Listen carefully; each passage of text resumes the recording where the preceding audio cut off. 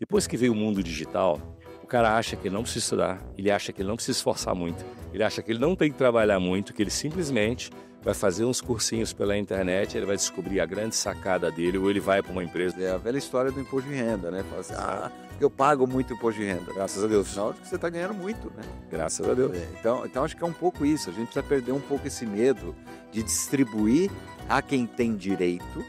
Tá? Por quê? Porque é o responsável por aquele dinheiro novo ganhar a parte dele. Na minha opinião é o seguinte, se eu estou sentado aqui do lado tem que estar o RH. Porque este cara do RH é o que está gerindo o maior capital da companhia. Por trás de qualquer número tem gente. Por trás de um CNPJ tem um CPF. Exatamente. Né? Quer dizer, se o resultado for bom, tinha gente para fazer esse resultado bom. Se o resultado for ruim, teve gente para fazer o resultado. Lázaro, qual a melhor maneira de você evitar um funcionário medíocre? A melhor maneira de você não ter um funcionário medíocre é não contratar ele. Tenha uma boa seleção. Tudo começa a seleção. Eu só contrato gente com a minha mentalidade. Você pode pensar diferente, mas você não pode ter mentalidade diferente para trabalhar comigo.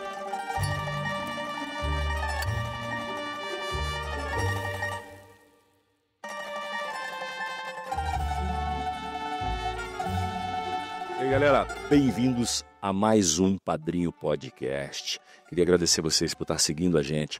Vai lá no YouTube, o Padrinho Podcast, se inscreva no canal. Além disso, segue a gente no Instagram, TikTok, Spotify, todas as mídias, além da minha mídia social, @LázaroDoCarmoJR.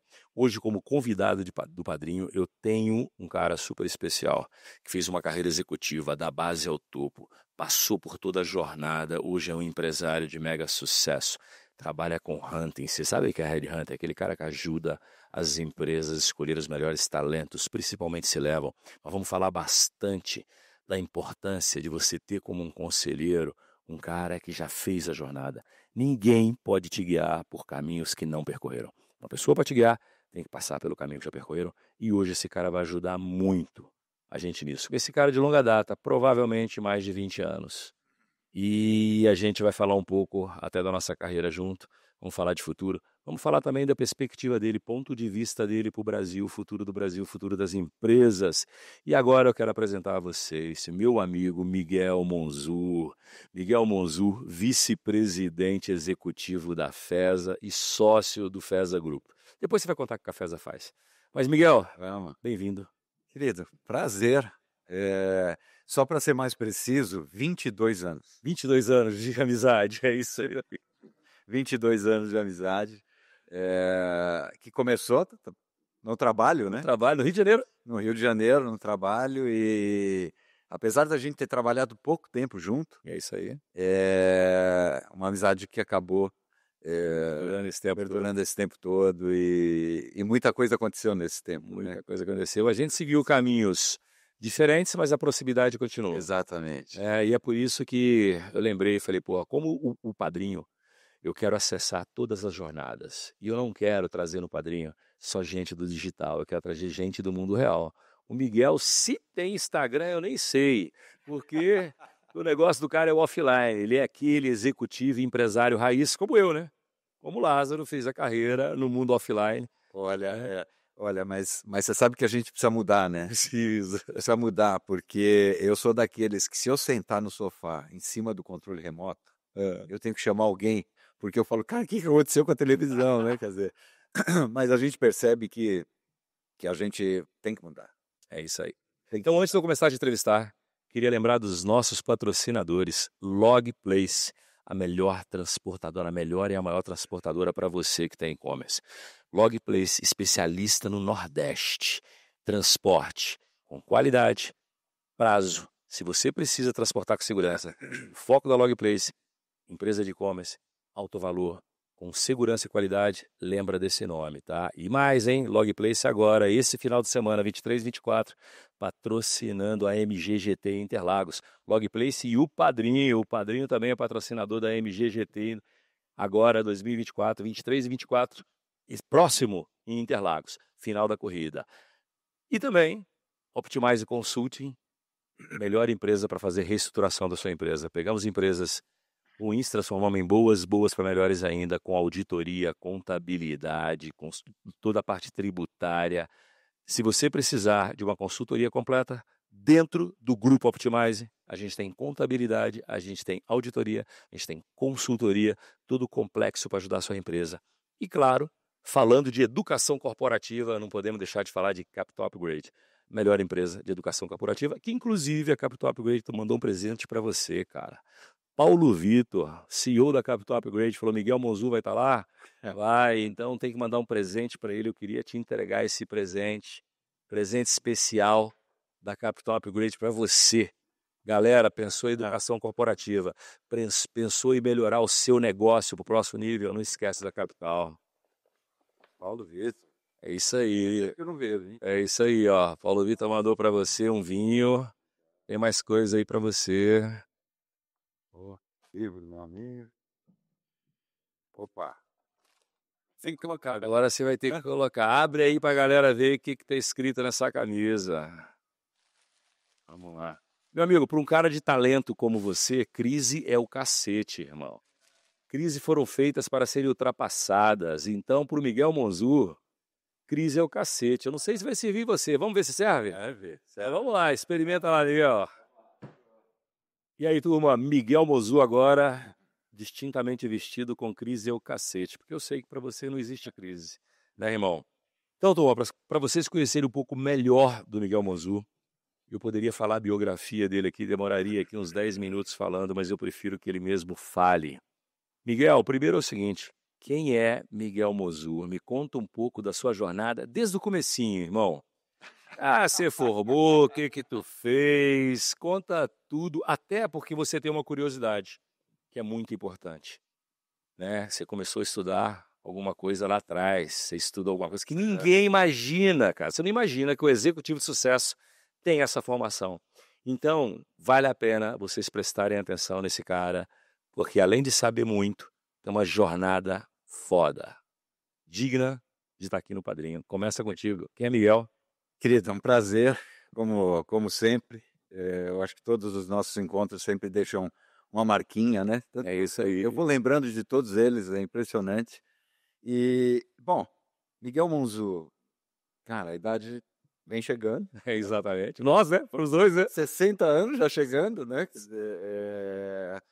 Mas eu ainda percebo que eu tenho tanta coisa para fazer. Eu acho que sempre foi assim, né? Eu acho que desde o começo, desde os 14, 15 anos, eu lembro quando eu queria fazer medicina. Conta essa história. Eu queria fazer medicina e nem pensar, quer dizer, eu estudava em colégio estadual, eu falei, cara, como é que entra em medicina, né? Estudando em colégio estadual, infelizmente.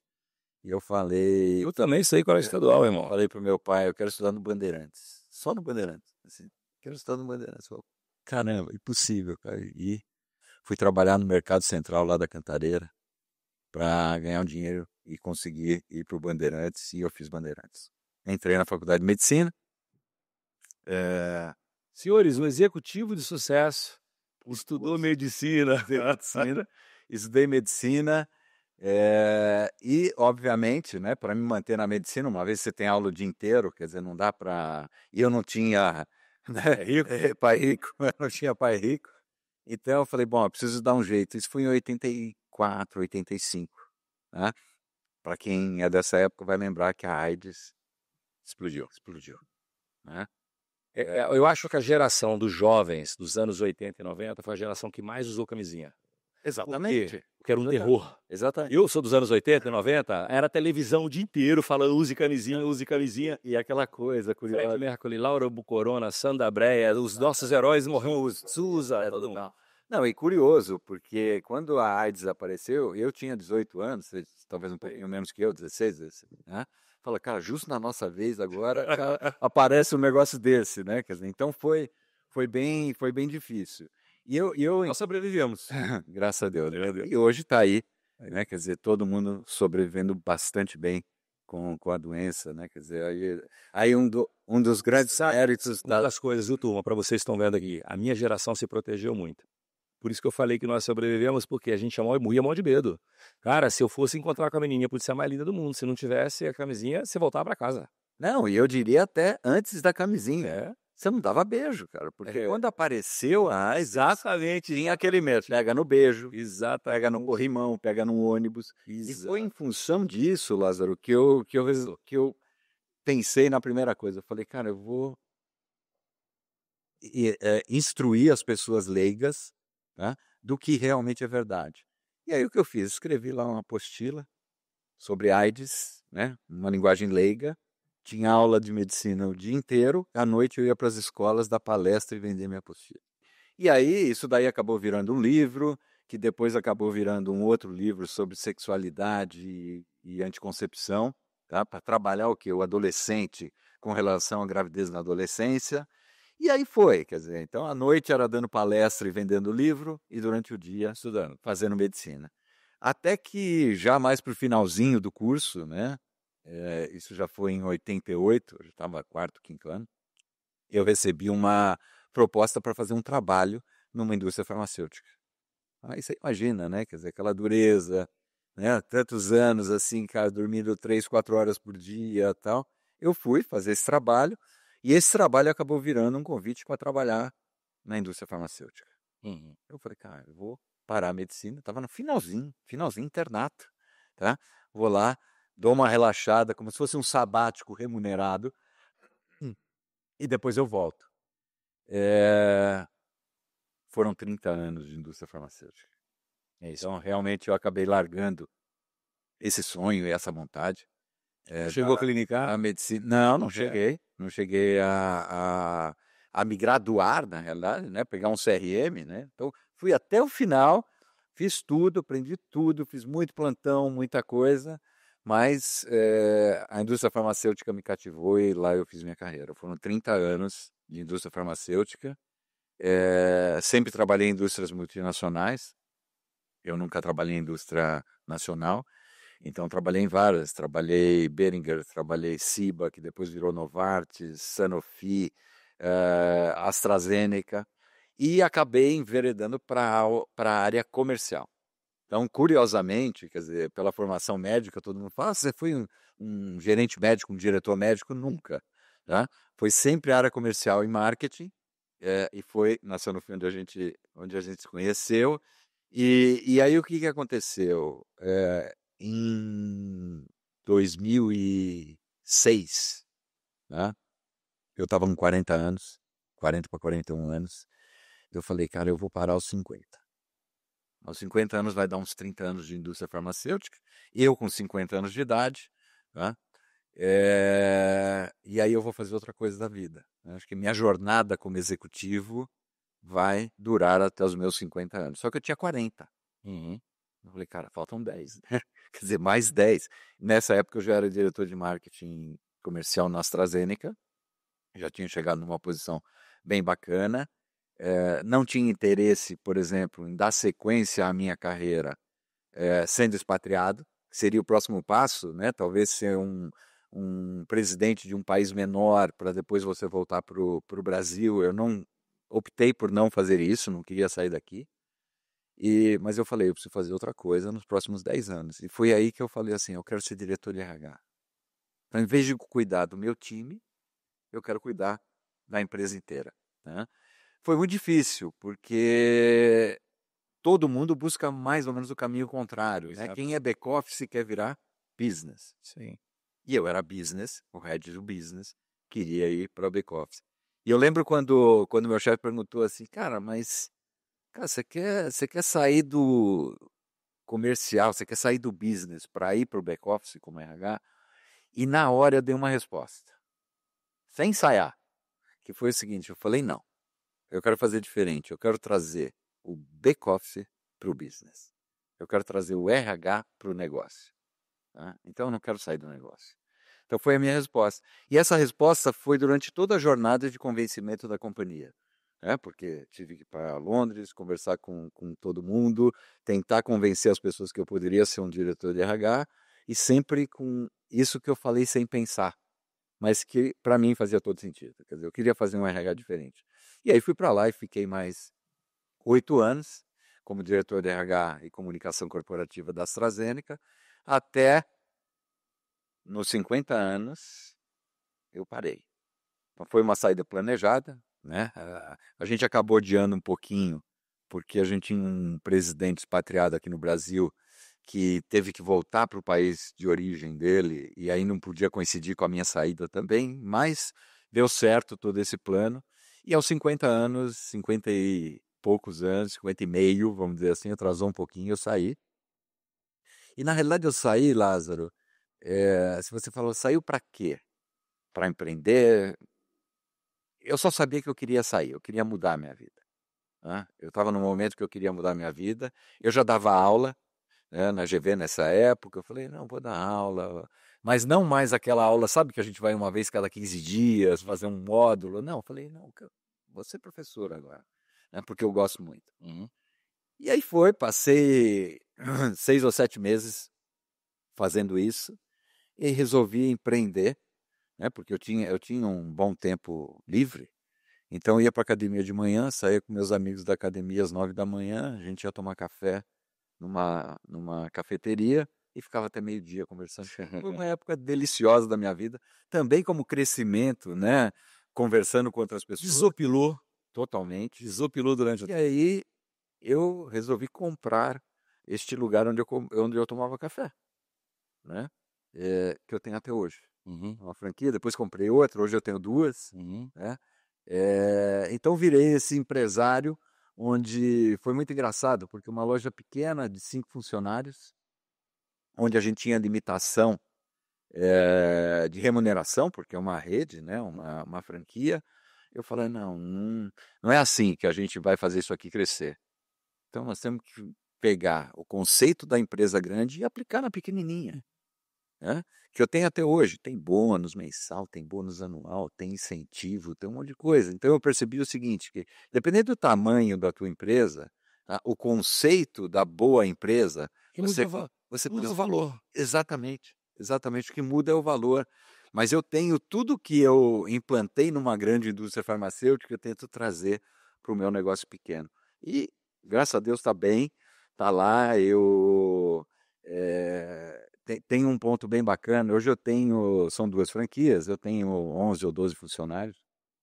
E você sabe o que me mantém nessas franquias? Não vou te falar que é o dinheiro que eu ganho, porque talvez não mudasse minha vida. Mas eu mudo a vida de 11 famílias, cara. Tem 11 famílias que vivem dessas 2 lojas, tem 11 famílias que trabalham assim como se fossem donas das lojas, né? E isso acho que me traz também uma satisfação bem bacana de saber que a gente continua mudando a vida das pessoas. E aí um belo dia me liga um amigo, um headhunter, que é teu amigo, foi teu amigo também. Inclusive, esse cara, ele faleceu, né, gente? Mas o Miguel vai falar o próximo passo dele aqui. Esse cara que faleceu 1 ano e meio, quando eu tinha 26 anos de idade, ele fez um negócio chamado Assessment, para eu ser promovido a um gerente de divisão de marketing e venda na Sanofi. Que tinham acabado de criar um cargo, e a Sanofi, eu era um garoto de 26 ou 27 anos, e me mandou para uma empresa que era Abrahams alguma coisa, consultoria, não era FES ainda. Não era FES. E eu terminei de fazer um negócio chamado Caliper. Eu lembro que eu fui para uma clínica, dormi dentro de uma clínica, fiz prova o tempo inteiro, respondi 900 e poucas perguntas. Eu já fiz também. Eram negócios... Aliás, eu fiz para entrar na Sanofi. Exatamente, um negócio brutal. E aí, no final ele falou comigo assim, garoto, nem sei dizer se você vai ser promovido ou não, mas uma coisa eu vou te dizer. Eu já estou aqui com meus 50 e tantos anos, porque ele já era bem mais velho que eu. E ele falou, você vai ser presidente de empresa. Eu só não posso dizer quando, mas que você vai ser presidente de empresa, vai. Sua pegada, eu vou dizer um negócio, eu vou te validar para essa promoção. E você vai ser presidente. Se é na Sanofi ou fora, eu não sei, mas você tem futuro. Ele falou isso para mim, eu tinha 26 anos de idade. E eu fui promovido na Sanofi, aí a vida passou, e quando eu virei CEO de empresa, que eu saí do Brasil, um dia eu recebo um telefonema. Ele ficou sabendo em algum lugar e me ligou e falou assim, lembra de mim? E aí eu falei, pô, Abraham, o nome não me é estranho, né, velho? Ele falou, porra, filho, Jeffrey, né? Jeffrey Abrahams. Eu falei, o nome não me é estranho, Abraham. Lembro, você fez meu assessment. Ele falou, e lembra que eu te disse que você ia longe, que você ia virar CEO de empresa? Pois é, tô te ligando para te dar os parabéns. cara. E eu estava sem ver ele, Miguel, há pelo menos uns 8 anos. Não, acredito. Eu virei CEO de empresa uns 8 anos depois dessa época. Olha, eu vou te contar mais. Ele me ligou. Ele te ligou nessa época, né? Em 2017. Eu parei no meio de 16, isso aí devia ser, sei lá, 8 ou 10 meses depois, 2017. Ele me liga, aí você fala, bom, Miguel, mas de onde você conhecia o Jeffrey? Ele mudou 2 vezes minha vida, porque ele já era um headhunter Piores, né? e ele me levou para 2 empresas, inclusive a Sanofi. Uhum. Fui para a Sanofi através dele. Ele era o hunter que ranteava pra Sanofi. Cara, é impressionante. Ele era mais do que simplesmente atender um cliente. Ele tinha os seus candidatos, ele mudava a vida das pessoas, ele entrava no processo. Foi sempre uma escola. E ele me ligou, ele estava na FESA na época. Nessa época, a Abrahams tinha sido incorporada pela FESA. Né? Ele me ligou, ele falou, pô, aquele jeito dele, o que você está fazendo? O que você está fazendo? Né? Shurek, mais fofo que eu conheço. 20 anos mais velho que eu, né? É isso aí. Eu teria agora 78, 79, eu tenho 58, vou fazer 59, 20 anos mais que eu. Ele falou, o que você está fazendo? Fiquei sabendo, aquele jeito dele e tal. Eu falei, Jeffrey, eu só ia sair. Ele falou, pô. Eu falei, olha, estou super bem, cara. Estou com as minhas lojas, estou dando aula, estou desopilando um pouco desses 30 anos de indústria farmacêutica.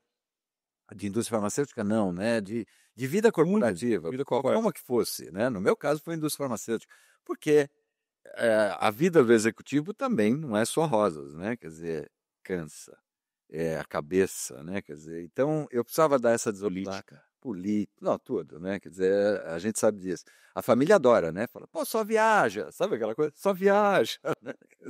Só viaja. E ele falou, não, vem para cá porque você tem que vir para cá, você tem a cara da FESA, você tem que ser headhunter. Eu falei, Jeff, imagina headhunter, cara. Ele falou, não, você tem que ser... Bom, fui conhecer o pessoal da FESA, almoçar com o CEO e o Jeffrey, e aí eu pensei, eu falei, cara, negócio bacana, né? Quer dizer... Primeiro explica pra galera o que um headhunter faz. O que a FESA faz? Explica também o que a sua empresa hoje, o que você faz hoje. Você falou das 2 lojinhas lá atrás e hoje você tem um outro negócio. Conta pra gente. Então, Vamos fazer publicidade da FESA, vai? Aí fui conversar, eu falei, acho que vai ser uma boa. Topei ir para a FESA. Eles me convidaram para tocar uma área, comandar uma área que é a área de consumo, né? A FESA é o seguinte, a FESA é uma empresa, é a mais antiga das consultorias que a gente tem aqui no Brasil em atividade, né? Que é uma empresa de executive search. Então ela tem 29 anos, a FESA, né? 29 anos, buscando executivos para as empresas. Então, por exemplo, você tem uma empresa, você precisa de um CFO, você precisa de um diretor de marketing, você precisa de um gerente de produto, você precisa de um controller, tá? Você contrata uma empresa especializada para buscar esta pessoa em outras empresas ou no mercado, tá? E, obviamente, não é uma agência de emprego. Eu acho que talvez essa seja a grande diferença, né? Grande diferença, né? Porque a gente tem que buscar o profissional certo para a empresa. E eu tenho como compromisso também buscar a empresa certa para o meu candidato. Né? Eu não posso simplesmente pegar qualquer candidato que está no mercado e falar assim, olha, esse daqui está buscando emprego, põe ele na tua empresa. Cara, mas será que ele está alinhado ao que você precisa? Será que ele tem as competências que você precisa para o momento da tua empresa? Tá? E o candidato, por sua vez, será que essa empresa está alinhada com os teus propósitos? Está alinhada com os teus objetivos de carreira e de vida? Então, eu diria que é muito mais do que simplesmente, né, preencher vagas com currículos disponíveis. Sabe? A gente tem que entender muito bem as duas partes e fazer um casamento perfeito. A FESA veio a partir de 2016 também, que foi quando 2016, eu entrei em 17, tá?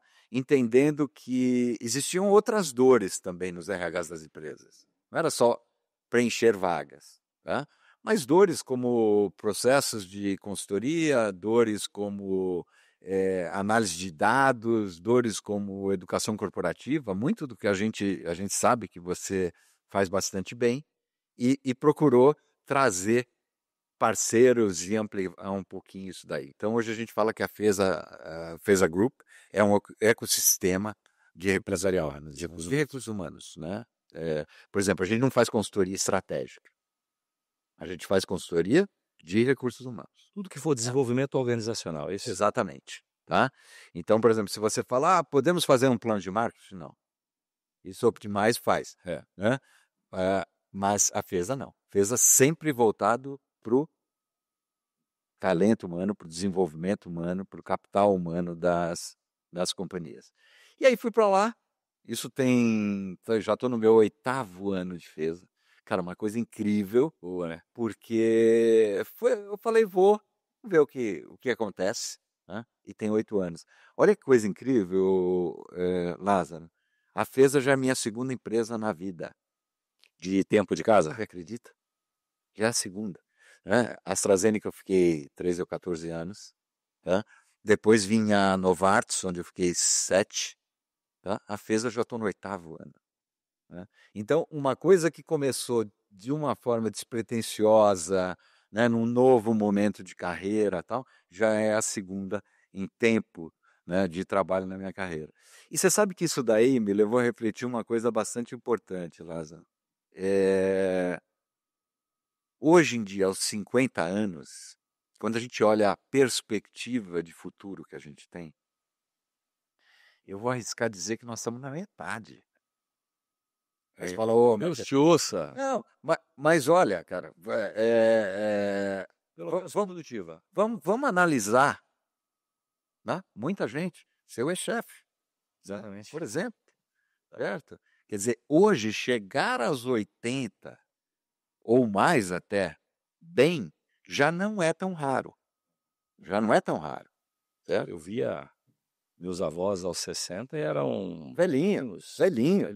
Exatamente. Na nossa idade era pijama e dominó. Exatamente. Era pijama e dominó. Eu tenho 55 anos de idade, meu irmão. Supinão aqui é 120 quilos, leg press com 600, agachamento com 120, porra. Não, isso falando do físico. Fora. Agora, por exemplo, você pega agilidade mental, capacidade de pensamento, de argumentação, de criar coisas novas.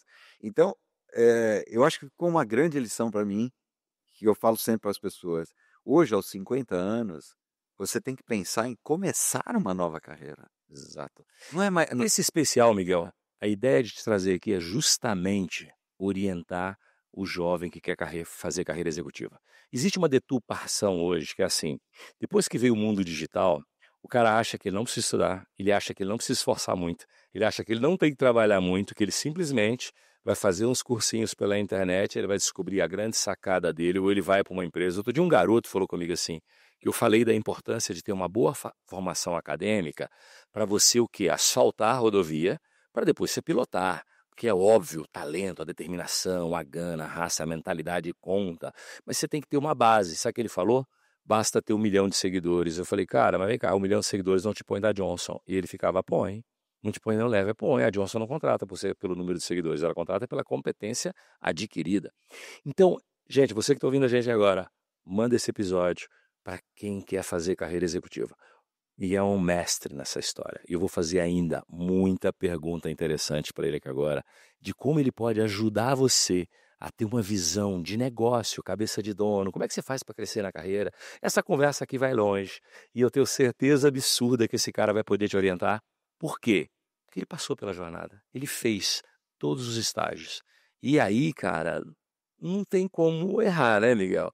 Não, eu acho que você está trazendo um ponto importante, porque eu acho que fazer uma faculdade, né, não depende de você querer necessariamente ou não se... cara. Por exemplo, qual que é hoje uma faculdade que te dá boa empregabilidade? Hoje, cara, vou te falar só uma coisa. Hoje não é qual curso. Você tem que ter ele, mas não interessa. Exato. Eu sou historiador, Miguel. Então, por isso que eu ia dizer, qual o curso hoje que todo mundo vê com muito bons olhos? Sabe qual é? Engenharia. Também. Na nossa época era Mais administração, colocado em hoje você vê engenharia. E eu acho assim, mas vai, depois eu vou deixar você falar, depois eu boto em primeiro. Mas o que eu quero dizer, hoje, por exemplo, você fazer uma engenharia, não quer dizer que você vai ser um engenheiro civil, naval, mecânico. Não, cara. O que eu quero? Eu quero a base que uma faculdade de engenharia te dá. Certo? Quer dizer, aquele pensamento lógico, aquela coisa objetiva, aquela coisa de processos, tal. Então, não interessa qual engenharia. Né? Então, fazer a faculdade é bem o que você falou, quer dizer, ela vai te dar uma base de conhecimento, tá? Que tudo que você fizer em cima dela, você vai fazer melhor. É que existe uma crítica muito absurda da internet contra o ensino formal. Mas eu acho, aí dos meus filhos se não fizer, tá, galera? Porque alguns não fizeram e se deram bem no empreendedorismo. Mas eu falo que todo executivo, ele é um intraempreendedor, né? E pasme, galera, tem muito executivo que ganha muito dinheiro, mas até... Se você pegar hoje, saiu uma lista aí da Forbes, os presidentes de empresa mais bem pagos, os 12 deles, o menor salário era 35 milhões e o maior 60 milhões. 60 milhões. Entendeu? Então... No Brasil, hein? Aqui no Brasil. Isso. E no Brasil. Lá fora, meu amigo. Muito mais. Mas eu vi uma reportagem uma vez do Carlos Brito, presidente mundial da Ambev, com 300 milhões de salário ano. Não, é absurdo. Então, assim, não é só você ser dono. Porque se você for muito bom, opinião pessoal minha, em qualquer outra coisa, se você for muito bom, dinheiro é uma consequência da sua competência. Mas vamos continuar aqui. Depois de falar. Você vê, em função do que você está falando, quer dizer, o modelo de remuneração também tem mudado muito. Muito. Tá? Por exemplo, esses caras que, quando você olha e fala assim, você tem presidentes aqui no Brasil que ganham 40, 50 milhões de reais ano. Tá? Não é o salário formal, é o pacote. É o pacote. Tá? Mas ele recebe o dinheiro, pô. E esse pacote está ligado ao quê? Ao que você é capaz de fazer essa empresa produzir. Legal, você é um hunter, vai me explicar aqui, eu falo para todo mundo, a relação de trabalho mudou, é o seguinte, me gera valor que eu te dou dinheiro. Sem dúvida. Se não gerar valor, você não dá dinheiro. Esquece. Você sentar numa empresa, fazer o básicozinho, cumprir o seu papel de 8 a 18, você não ganha dinheiro. Olha, eu vou te falar, sabe uma coisa que tem acontecido? E eu trabalho basicamente com C-Level. Sim. A empresa não. A empresa trabalha com todos os níveis. Eu particularmente trabalho com Liga para a turma, C-Level são diretores. Diretores para cima. Para cima. E sabe por que a gente fala C-Level? Porque tudo virou C, né? É CEO, CFO, CMO, CHR. Então, C-Level é a turma do C, né? Que tem o C no começo da carreira. Eu tenho muita situação de executivo que ele não quer saber quanto ele vai ganhar por mês. Não interessa. Se ele vai ganhar 80, 100, 120, não interessa. Ele quer saber o seguinte, tá? O que eu levo se eu transformar esse negócio? É isso aí. Se você vai me antecipar 80 ou 100 por mês, ok. Não que não seja importante, mas qual é a preocupação? Qual é o meu equity? Se a gente aumentar em 50% o valor da empresa, quanto eu levo disso? Se a gente fizer o IPO da empresa, se a gente vender a empresa, ou seja, qual o grande resultado, que eu levo se eu transformar o negócio? Então, para você ver que é um modelo muito interessante, por isso que esses caras acabam ganhando. Esse é o modelo que eu acredito. Exatamente. Nos últimos anos da minha vida, vamos colocar assim, de 2016 para cá, eu sentei na cadeira de presidente como presidente emprestado, né? Hoje eu não estou fazendo isso mais, mas era assim, Lázaro, eu preciso de você. Então eu falei, então tem data de entrada e data de saída. Nós temos um acordo de cada dinheiro novo que eu trouxer, um pedaço é meu. Eu te dou dinheiro novo e um pedaço é meu, esse é o acordo. E você vai me dar uma remuneração mensal. A última que eu fiquei, falei, cara, é uma Range Rover por ano, é mais tanto por mês e tanto de todo o dinheiro que eu gerar. Quer, não quer. E outra coisa, my way, do meu jeito. Se você topa, nós fazemos. Se você não topa... Aí tem gente que pensa, mas empresa multinacional não topa isso. 2 delas eram multinacionais. Depende da situação, é óbvio. A empresa faz isso com o presidente quando ela quer fazer um turnaround, quando ela quer fazer uma disrupção. Porque se ela está em voo de cruzeiro e ela não quer passar para o próximo nível, ela quer manter, ela traz um cara de carreira, um piloto, para a empresa de voo de cruzeiro. Mandar direitinho. E está tudo certo. Agora, se ela quer fazer uma disrupção, ela traz um cara de disrupção. Exato. E você sabe uma coisa curiosa nesse modelo? Já deve ter. Antigamente, as empresas contratavam vendedores. Né? Aí esse cara começava a vender muito, e aí o dono da empresa pensava assim: pô, cara, esse cara tá ganhando muito para um vendedor. Tira esse e põe outro. Gente, Mediocridade. cara, se ele tá ganhando muito Imagina com eu. o vendedor, ele tá vendendo muito. Quer dizer, por que que isso incomodava antigamente as empresas? Certo? Porque se ele ganha um percentual do que ele vende, a maior parte ele está deixando para você. Então, eu quereria que os meus vendedores ganhassem cada vez mais, né? Quer dizer, a velha história do imposto de renda, né? Fala assim, eu pago muito imposto de renda. Graças a Deus. Sinal de que você está ganhando muito, né? Graças a Deus. Então, acho que é um pouco isso. A gente precisa perder um pouco esse medo de distribuir a quem tem direito. Tá? Por quê? Porque é o responsável por aquele dinheiro novo ganhar a parte dele. Tá? Eu vou começar a te fazer pergunta agora para você ajudar essa turma. Esse podcast está destinado a ajudar você crescer na sua empresa, a você crescer na carreira. Então é o seguinte, eu vou começar do começo. Um jovem aqui está querendo fazer uma entrevista para começar no emprego, ou ele já é um gerente. Qual a sua dica? Qual a sua dica não? Qual o seu conselho? Porque você não é homem de dar dica. Qual o seu conselho que você dá para o cara se dar bem numa entrevista e depois você já entra falando para ele crescer na carreira? Nós vamos falar da porta de entrada. A porta de entrada é o quê? Entrevista. É o começo. Né? Olha, Como é que funciona? eu vou começar até tentando trazer um ponto que muita gente fala, que é o seguinte: já ouviu falar que arruma emprego mais fácil quem está empregado do que quem está desempregado? Tá? É mito ou é verdade? Acho que é relativo. Vamos colocar assim. Não, eu vou te dizer que é verdade. É relativo que eu falo assim. Eu, Lázaro, eu sei que você é xingado agora na internet. Eu só contrato quem está empregado. Por 90% das vezes. 10% eu posso até trazer alguém que está desempregado. Mas o cara, quando está trabalhando, e eu conheço, e eu sei que aquele cara é bom, eu entro numa empresa, se o vendedor é bom, eu já fico de olho nele. Se eu vejo que um cara é inteligente, eu falo, pô, quem é esse cara? Onde você trabalha? O que você faz? Faz qual é o processo seletivo? Não, então, mas aí quando você está buscando, Eu tô buscando. aí sim, eu também faço isso. De repente eu vejo lá um balconista na padaria, eu quero levar. Exatamente. E sim, mas eu digo quando, num processo seletivo. Sim. Num processo seletivo. Realmente, quando a gente olha na prática. Quantos por cento está desempregado e quantos por cento está empregado? É isso, boa pergunta. Não. Nas contratações, Sim, a maioria dos contratados Sim. estão empregados. Aí você fala, poxa, mas será que é o empresário que tem preconceito com o desempregado? Não, porque eu vou te apresentar o candidato. Sim. Diferente quando você está olhando alguém, tá? Não é a empresa, tá? É o próprio candidato. Por quê? O candidato que está empregado, e aí vamos agora no ponto da entrevista. Como é que ele vai para uma entrevista? Autoconfiante. Cara, Autoconfiante, vou lá bater um papo com o Lázaro, ele quer me conhecer. Se deu, deu. Se deu, se não deu, não deu, estou bem empregado e tal. Então eu vou para uma entrevista com uma conversa muito genuína, muito descontraída. Eu não estou preocupado em falar coisas que você quer ouvir, cara. Eu vou falar o que eu acredito e tal. Aí você vai lá, faz o teu processo. Aí vem o outro que está no mercado para uma entrevista com Sem dinheiro. Ele fala o seguinte, cara, eu preciso desse emprego. As contas estão chegando, estou desesperado. O que será que o Lázaro quer que eu fale? Cara, acabou. Acabou. A lista. Acha Claro para essa turma. Aquele primeiro cara te encantou. E na hora de você escolher, não é que você está privilegiando quem está empregado. É que esse que está empregado te encantou. Então, a primeira coisa que eu falo é, vá para a entrevista como se tivesse aqui nesse papo nosso. Tá? Não tenta adivinhar o que o cara quer ouvir. Não tenta contar uma história que não exista. Tá?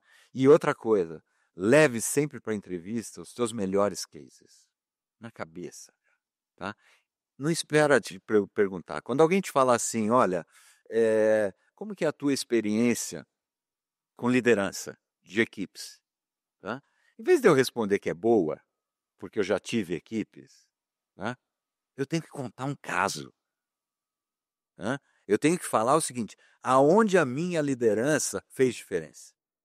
Você sabe, Miguel, que quando eu... Leve isso preparado, né? Você sabe que quando eu estou fazendo a entrevista, eu tenho um modelo meio hardcore, né? Primeiro é o seguinte, eu nunca contrato ninguém sem ligar para o dono da empresa anterior. E segundo é o seguinte, toda vez que o cara me conta uma história, Às vezes eu falo, me prova, tudo bem, você fez isso aqui, qual é o resultado que gerou? Você tem? Você saiu de quanto para quanto? Me mostra a disrupção que você fez, prova.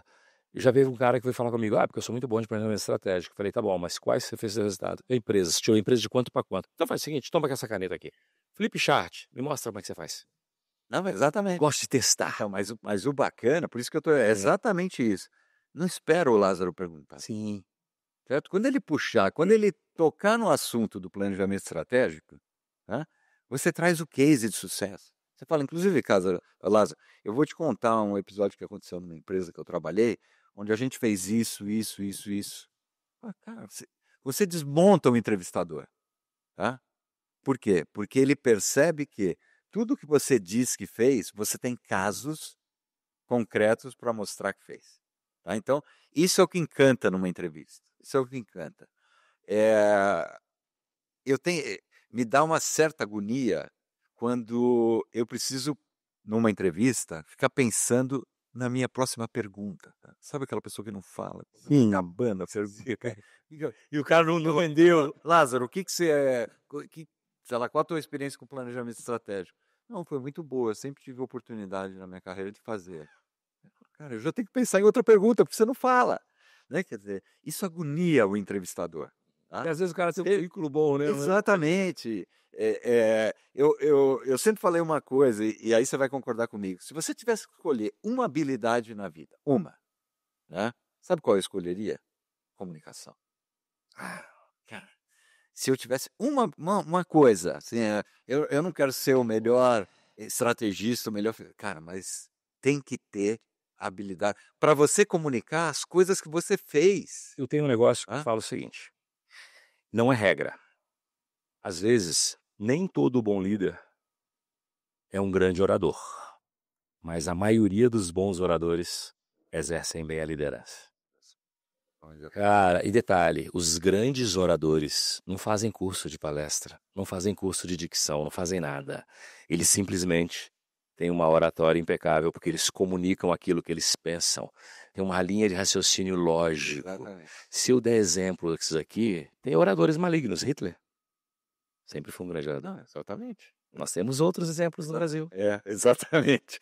E eu vou te falar uma coisa, até para não parecer uma coisa tão longe. Não é, cara. Você pode melhorar o não necessariamente você precisa ser um showman. Sim. Não é isso.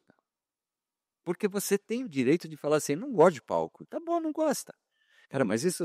Você pode ser um grande comunicador com a tua equipe, numa mesa, não necessariamente. Fala palco, não gosto. Exatamente. Tudo bem. Uma coisa é falar em público, outra coisa é comunicar bem. Exatamente. Nós estamos falando de comunicação. Agora, tem cara que dá show no palco. Cara, e eu vou te dizer uma coisa que você me falou aí. Eu conheço uma pessoa, não vou citar nome, que é um cara que eu admiro muito. Pela inteligência, pela competência. Mas ele não consegue demonstrar para as pessoas 10% da capacidade dele. E eu sei da capacidade dele, porque eu conheço ele também há mais de 20 anos. Mas ele não tem a capacidade, a eloquência de ir. Outra coisa também, a vergonha. Ele não quer falar dele. Cara, é incrível. Eu já cheguei e falei assim, meu querido, conta para eles o que você é capaz. Porque esse cara trabalhou comigo um tempo.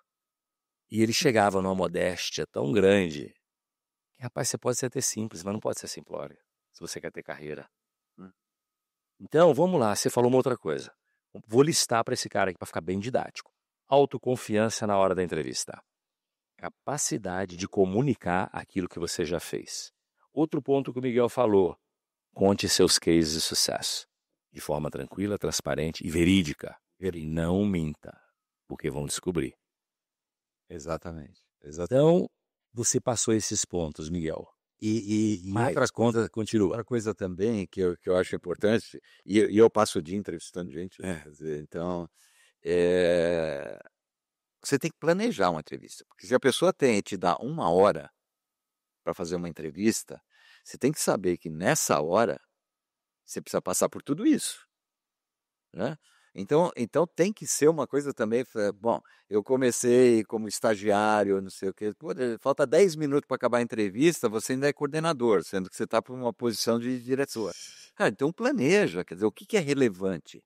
Tá? Às vezes o entrevistador te fala assim, eu gosto muito disso, fala, cara, dá uma passada para mim aí, que eu quero saber como é que foi a tua Conta aí. carreira. Cara, mas entenda que eu não estou perguntando para você me explicar o trabalho que você fez como estagiário na primeira empresa, né? Quer dizer, então pensa também nesse Foca planejamento da entrevista. planejamento de entrevista, focar naquilo que é relevante. Exatamente. Naquilo que é relevante E aproveitando e o tempo. relevante para o cargo que você está disputando.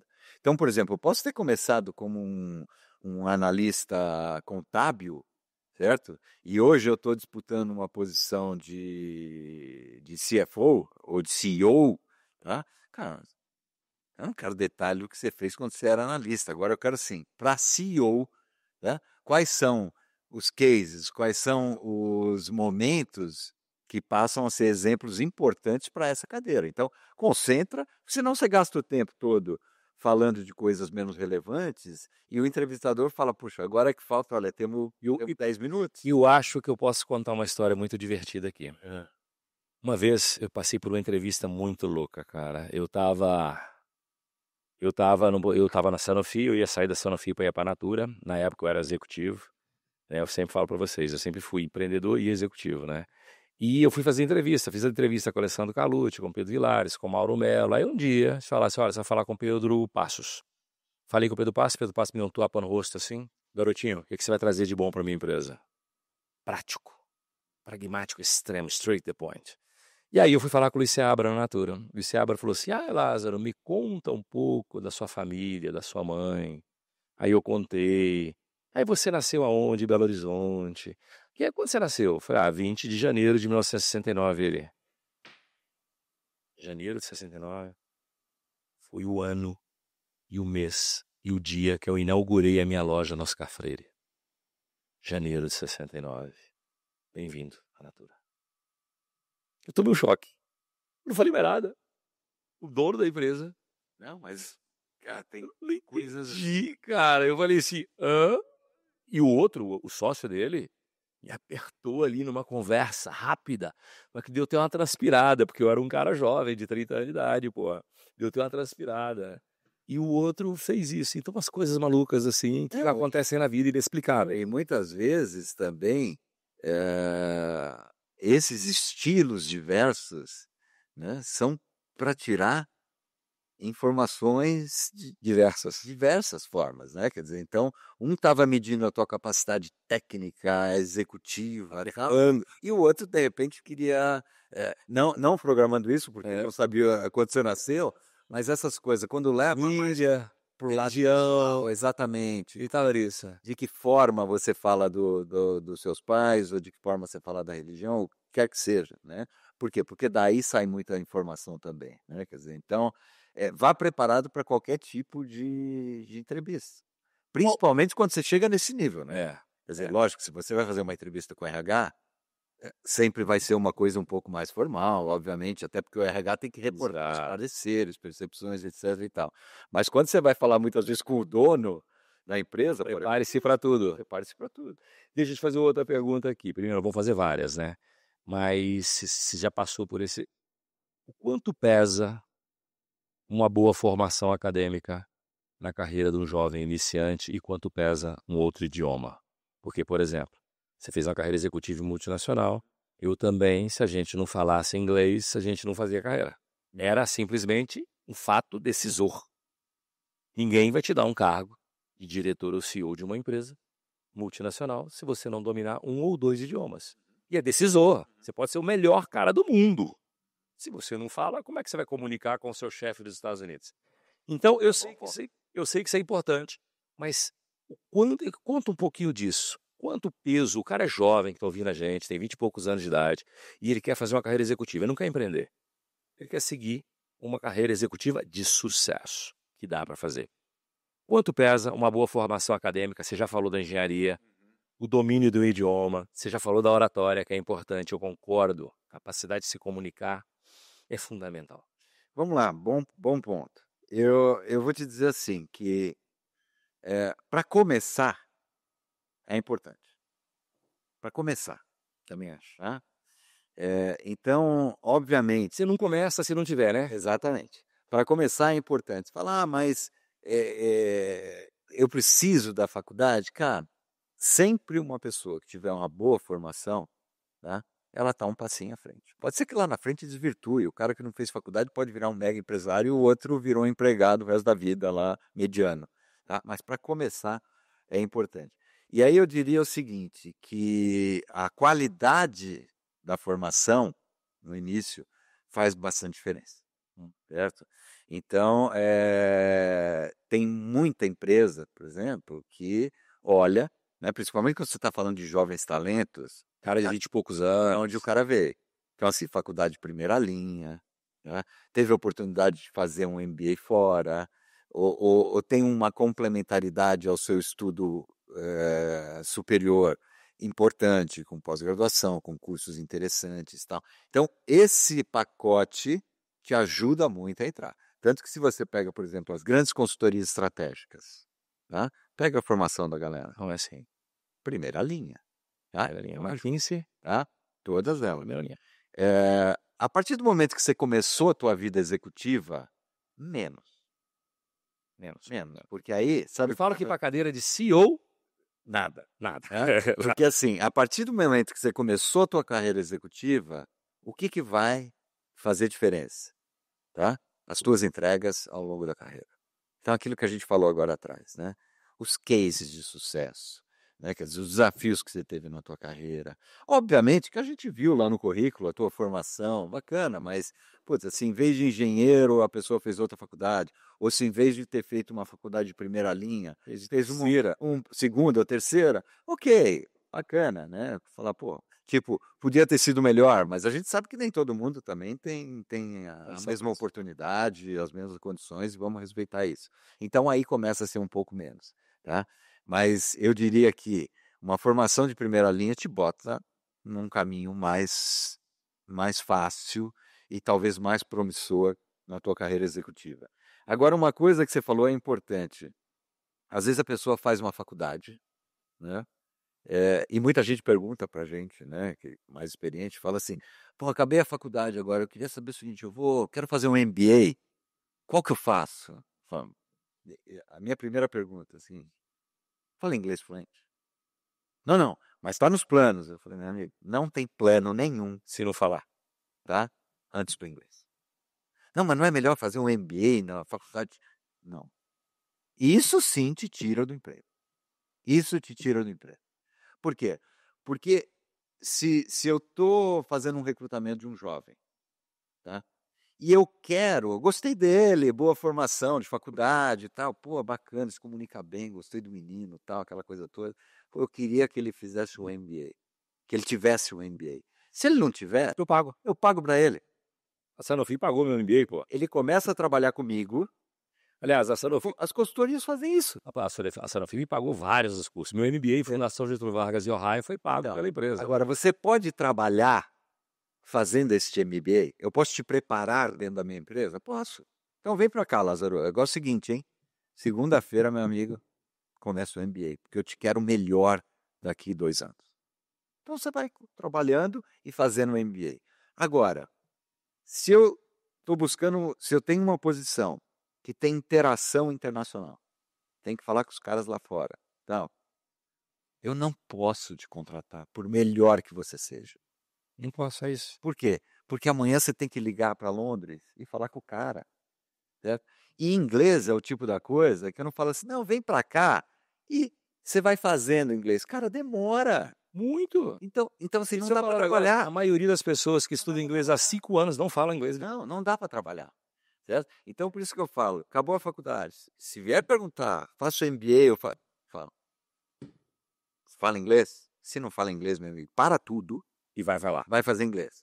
Quando você falar inglês, aí você vai fazer MBA, você vai fazer pós-graduação, mestrado, doutorado, esse tipo de coisa. Então, esse é um conselho, assim. E eu vou te falar uma coisa que, assim, turma, há bem pouco tempo atrás, um fundo brasileiro e americano, porque esse cara tem um pé nos Estados Unidos aqui, ele me procurou e procurou um outro parceiro meu e falou assim, olha, eu quero comprar todas as operações que puder comprar na América Central e na América Latina acima de $100 milhões ano na área de cosmético, saúde e beleza. Higiene e beleza. Tudo. Todas as operações. Lázaro, monta um time e me ajuda a comprar esses caras. Forma um time e vamos visitar de El Salvador a Honduras, ao Paraguai, Argentina, Colômbia, Chile, exceto Venezuela. Venezuela tirou, será por quê, hein? Venezuela a gente não quer fazer... Visionário. Visionário. Quero fazer nada com Venezuela. Tirou Venezuela, o resto tudo, América Central, nós vamos contratar, você tem que formar um time. Então eu precisava de uns 3 especialistas em finanças, eu precisava dos 3 auditores para fazer due diligence, eu precisava de um belíssimo cara de negócio para ter um negociador junto comigo, porque eu sou um só, imagina, a gente ia começar com 14 países. Como é que eu começo com 14 países? Eu sozinho, né, velho? Vai demorar quantos anos para comprar as empresas? 10 anos? Entendeu? Porque o processo de due diligence costuma demorar 6 meses, 1 ano, então tinha que ter muita gente. Eu tinha todo mundo, gente muito boa, só que tinha que falar inglês, porque tinha que comunicar com os Estados Unidos, e tinha que falar espanhol, porque a América Central e a América Latina é espanhol. Então o cara tinha que falar as 2 línguas. Eu perdi o projeto, não achei ninguém, meu. Não é? Eu não achei ninguém que falasse espanhol e inglês e que tivesse essa competência técnica. Porque também não adianta ser professor de inglês e espanhol. Eu preciso de um cara que entenda de business, supply chain, operações, cadeia completa de supply, para me ajudar com a operação. Eu precisava de um auditor, eu precisava de um cara especialista em finanças e para a gente fazer uma DUI completa e analisar o business, se valia a pena ou não, junto comigo. Então eu precisaria formar um time de umas 20 pessoas. Não consegui. Não, Perdi o business. é impressionante. Impossível. E eu acho que vale aqui um reforço que é o seguinte, você vai me perguntar se eu acho que faz diferença o nível de instrução, de educação, de estudo. Faz. Faz. Tá? No fundo, à medida que você vai caminhando na tua carreira, tá? Você falou, você pagou vários... Cara, vai te enriquecendo. Não tem como negar isso. Não tem como negar. Vai te enriquecendo. Eu falo o seguinte, conhecimento ninguém tira, né? Cara, conhecimento é uma coisa que você não perde nunca na vida. Eu super estimulo isso, quer dizer, eu tenho um filho que fez poli, né? E acabou indo para a área de projetos, de melhoria contínua e tal. Então ele falava assim, pai, agora eu já sou Yellow Belt, depois Green Belt. Aí faz 2 anos virou Black Belt. Eu falei, mano, o que tem mais disso? Ele falou, tem um Master Black Belt. Eu falei, então vai fazer lá, tem que ser Master Black Belt. Ou seja, você tem que tentar ser sempre o melhor naquilo que você faz. O estudo te ajuda nisso? Claro, a experiência ajuda, tal, mas nunca vai ser perdido. Exatamente, é isso que eu falo. Turma, essa história que você não precisa fazer cuidado, não precisa... É o seguinte, tu quer ser um burro, um acéfalo? Então para, não faz tudo, fica olhando para sua tela aqui, ó. E aqui, ó, tu vai ficar acéfalo. Ah, é porque eu vou vender uma PLR, porque eu vou fazer um negócio. Rapaz, você não vai conseguir dar o próximo passo aonde do outro lado, o seu interlocutor, tem uma capacidade cognitiva de conhecimento maior para conversar com você. Porque por mais que você seja um empresário, o empresário tem que saber fazer a pergunta certa. Que se você não sabe fazer a pergunta certa, você nunca vai ter a resposta certa. Como é que você vai questionar um diretor financeiro seu se você não sabe o que é EBITDA, se você não sabe o que é caixa livre, se você não sabe o que é SG&A, se você não sabe o que afeta o CMV da sua companhia? Como é que você vai perguntar para o diretor financeiro e eles falam que dono não precisa saber? Como é que você vai questionar a sua área comercial se você não conhece toda a sua área comercial? Como é que você vai questionar a sua indústria se você não sabe como é que calcula um custo minuto?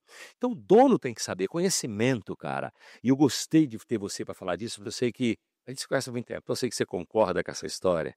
Então o conhecimento é um bem fundamental. Olha, você sabe, posso até trazer uma coisa para a molecada.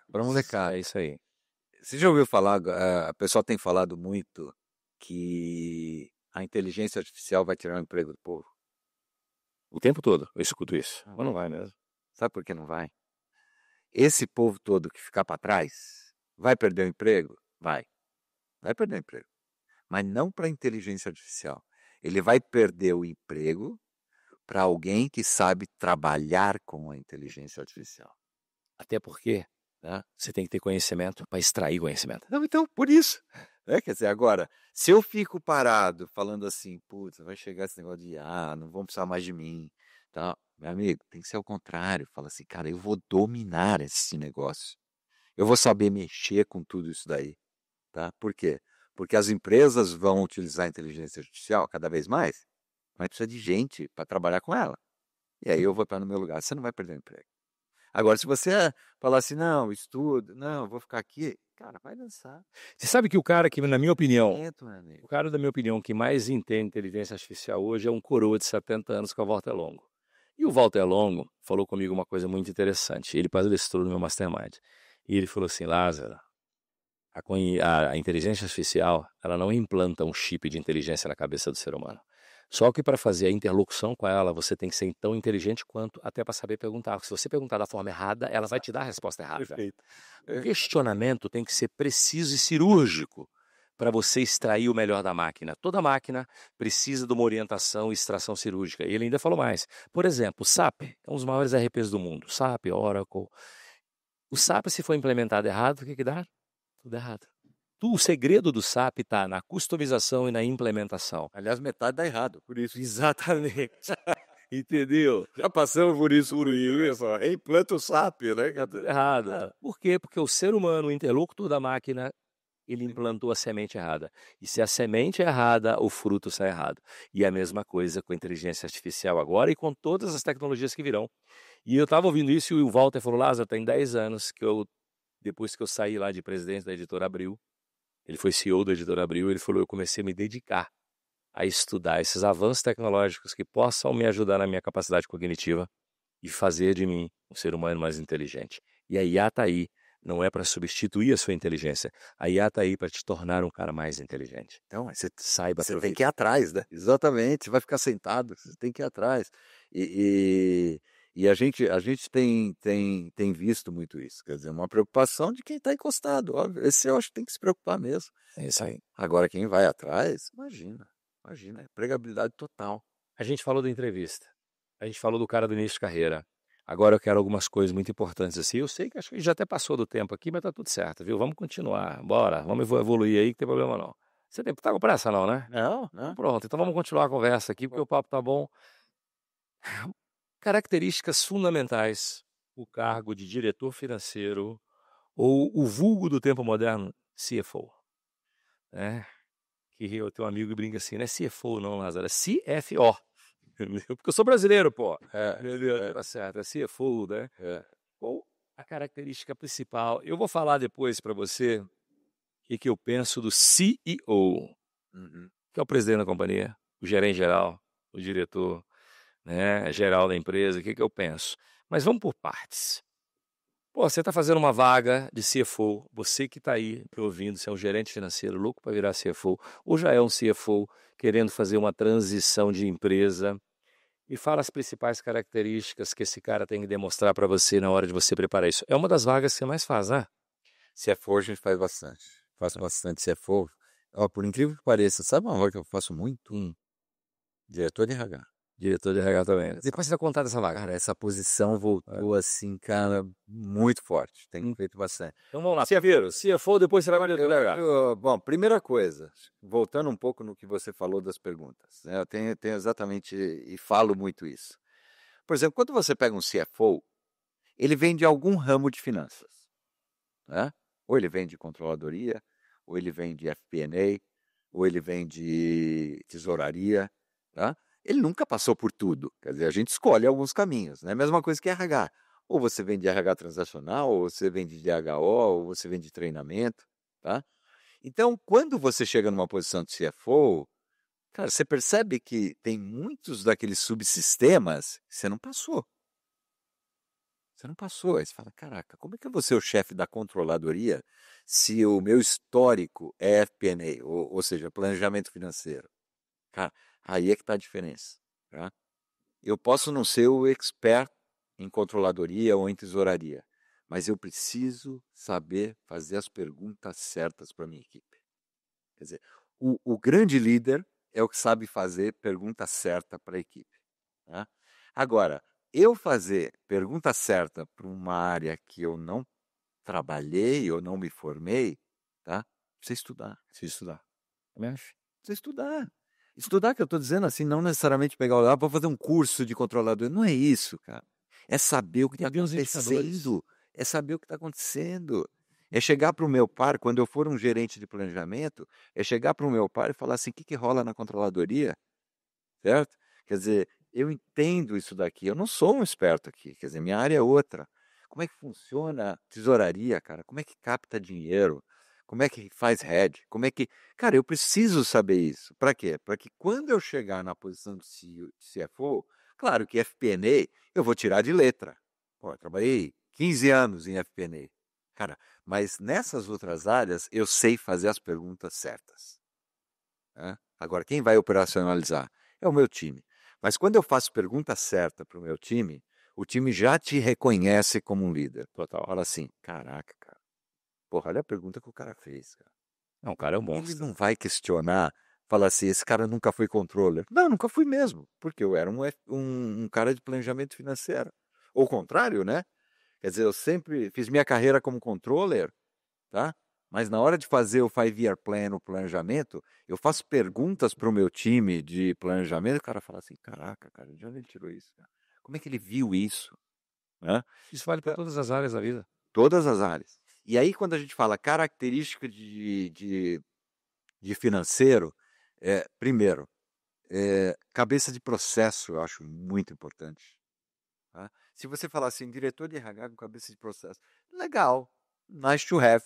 Mas não é prioritário. Mas assim, quer dizer, é uma pessoa de humanas muitas vezes, tal, né? Apesar de que hoje a gente já tem uma mescla.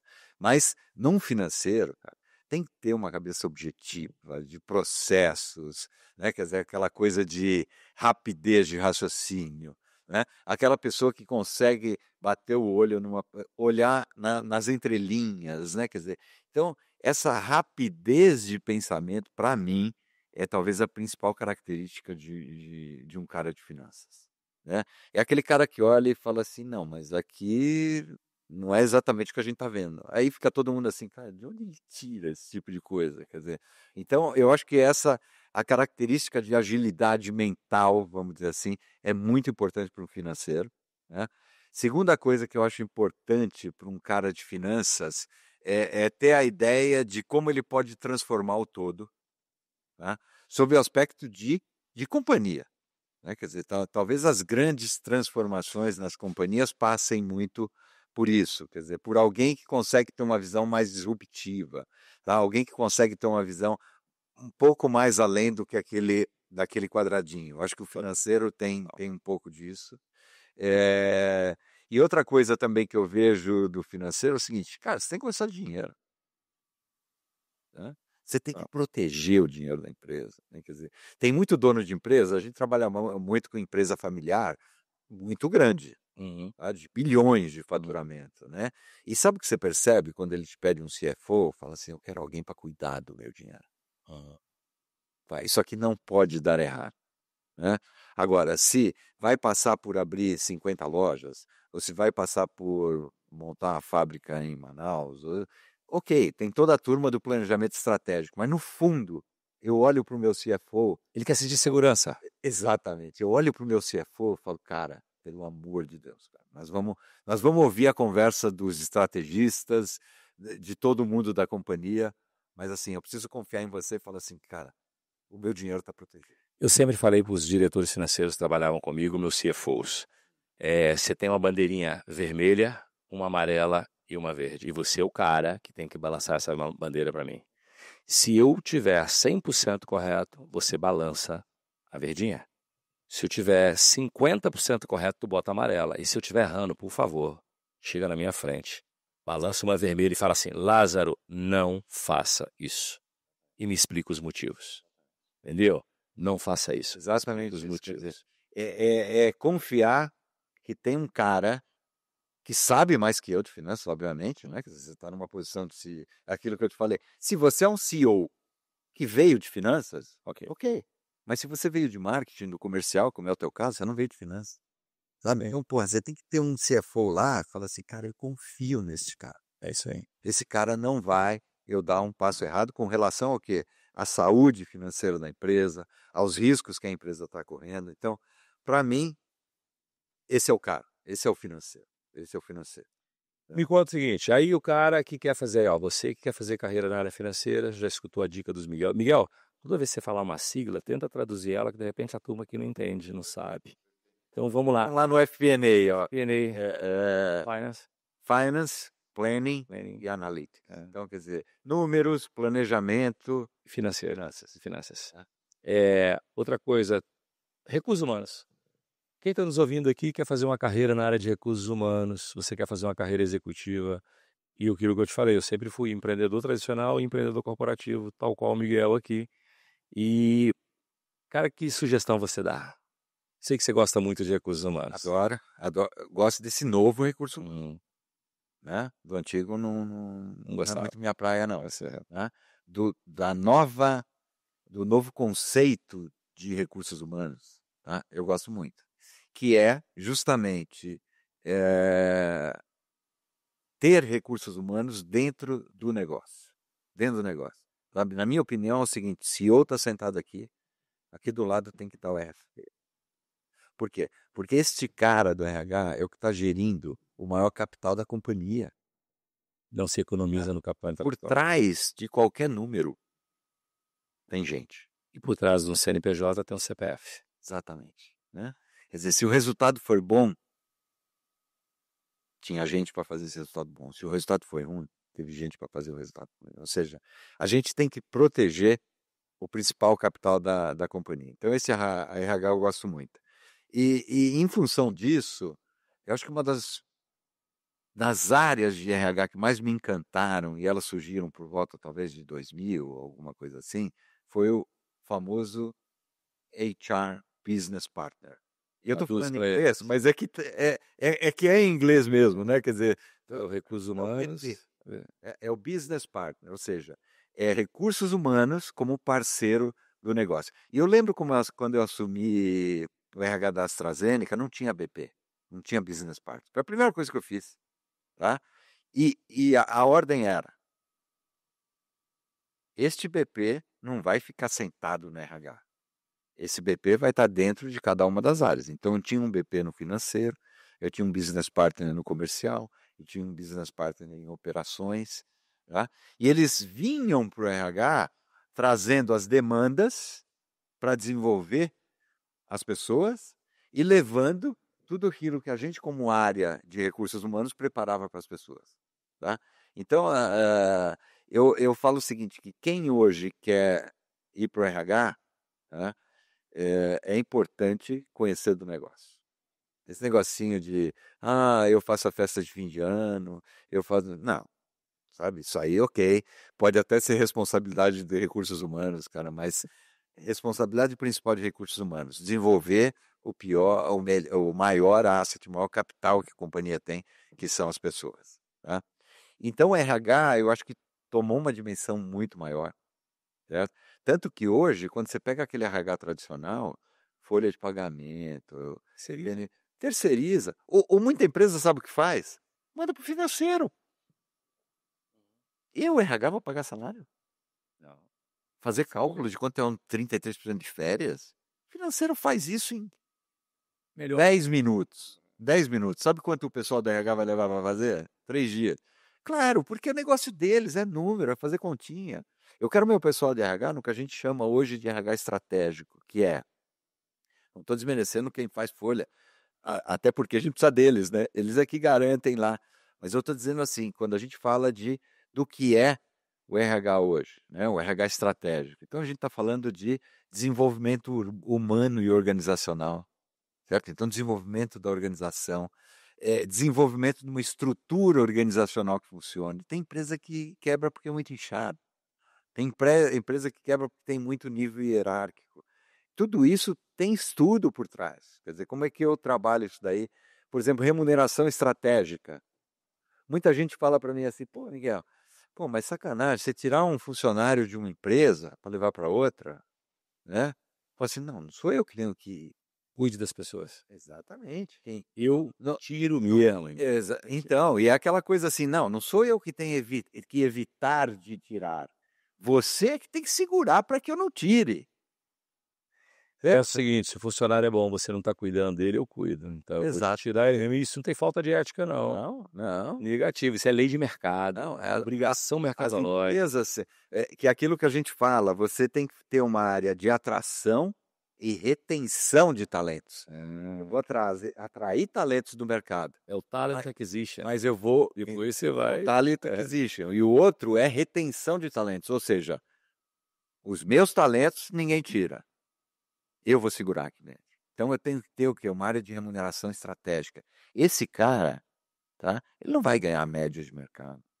Ele vai ganhar terceiro quartil, cara. Ele vai ser o cara mais bem pago, certo? Ele vai ser o cara que eu vou pagar um MBA. Esse vai ser o cara que eu vou estar desafiando todo dia, quer dizer, dando mais, ver se ele responde. Certo? Quando chegar alguém para tirar esse cara, é difícil. É exatamente. Não é impossível, obviamente, mas mais difícil. Então, não adianta quando você perde um bom funcionário, não adianta chorar, né? Falar, levaram, que sacanagem. Não, meu amigo, tá? Área estratégica de retenção de talentos. Você tem, por exemplo, uma área estratégica até de benefícios, vamos dizer assim. Tá? Você pode falar, tem a área operacional de benefícios? Tem, né? Contrata lá o passe, o vale-refeição, etc. e tal. Mas tem uma estratégia por trás disso. Será que eu não podia ter uma política mais alinhada à necessidade de cada um? Total. Cara, para que eu vou dar academia para um cara que não gosta de academia? De repente ele prefere estudar, é um cara dos livros. Então eu falo assim, não, vou pegar, você sabe isso que eu gastaria na tua academia? Tá aqui, ó, vale livro para você ir comprar livro. Cara, esse cara vai olhar aquilo e falar assim, cara, essa empresa é demais, cara. Tá? Então assim, tem que personalizar, tem que entender as pessoas, é o que a gente fala de benefícios flexíveis. Cara, vê o que o cara quer. Não é? Eu não preciso padronizar, e a gente ainda vê muito isso. Então, percebe como a gente consegue trazer tudo para a área estratégica. Talent acquisition, área de recrutamento e seleção, tá? Tem que ser estratégico, cara. Cara, eu comentei ontem numa palestra que eu fiz, que é o seguinte, eles me perguntaram, Lázaro, qual a melhor maneira de você evitar um funcionário medíocre? A melhor maneira de você não ter um funcionário medíocre é não contratar ele. Tenha uma boa seleção, tudo começa a seleção. Eu só contrato gente com a minha mentalidade. Você pode pensar diferente, mas você não pode ter mentalidade diferente para trabalhar comigo. A mentalidade é progresso, meritocracia, capital intelectual valorizado, desafio por resultado o tempo inteiro, pressão. Pressão é bom, tensão é ruim.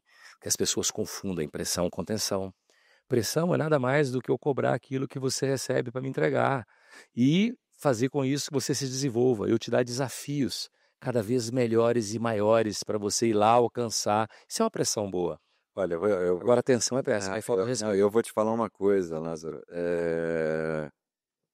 Eu acho que tudo está na forma como você faz, no respeito que você tem pelas pessoas. Ninguém tem medo de pressão. Não tem medo de tensão por causa do falta de respeito. Lógico. Quer dizer, pô, o cara vai acabar comigo, o cara vai me destroçar, o cara vai me... Só, gente, ele falou uma coisa certa aqui. A diferença que o Lázaro sempre fala nos podcasts, né? A diferença de pressão para tensão. A tensão é quando entra a tal da falta de respeito. E respeite as pessoas. Ninguém tem o direito de desrespeitar alguém. Manda embora, mas não desrespeita. Se você desrespeitou, aí você vai tensionar o cara vai espanar. Agora, a pressão do desafio, rapaz, eu me sinto motivado com ela. Se alguém chegar e falar assim, ó, garoto, você vai subir de carreira agora. Vou te dar tanto de grana, tanto de trabalho, desafia esse challenge. Faz esse projeto para mim e olha no meu olho, tu vai crescer aqui dentro. Cara, legal. É um trabalho. Eu, se eu tivesse 30 anos de idade, 20 anos de idade, eu trabalhava 24 horas por dia se precisasse, sem me sentir pressionado, sem me sentir com burnout. Por quê? Porque eu estava correndo atrás da minha vida.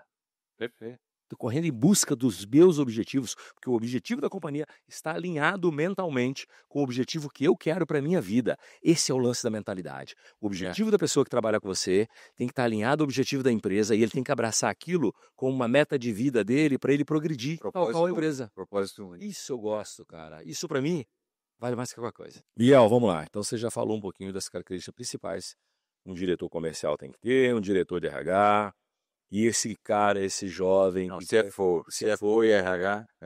CFO e RH. E esse jovem que quer ser um diretor de marketing. O marketing hoje é 360, né, irmão?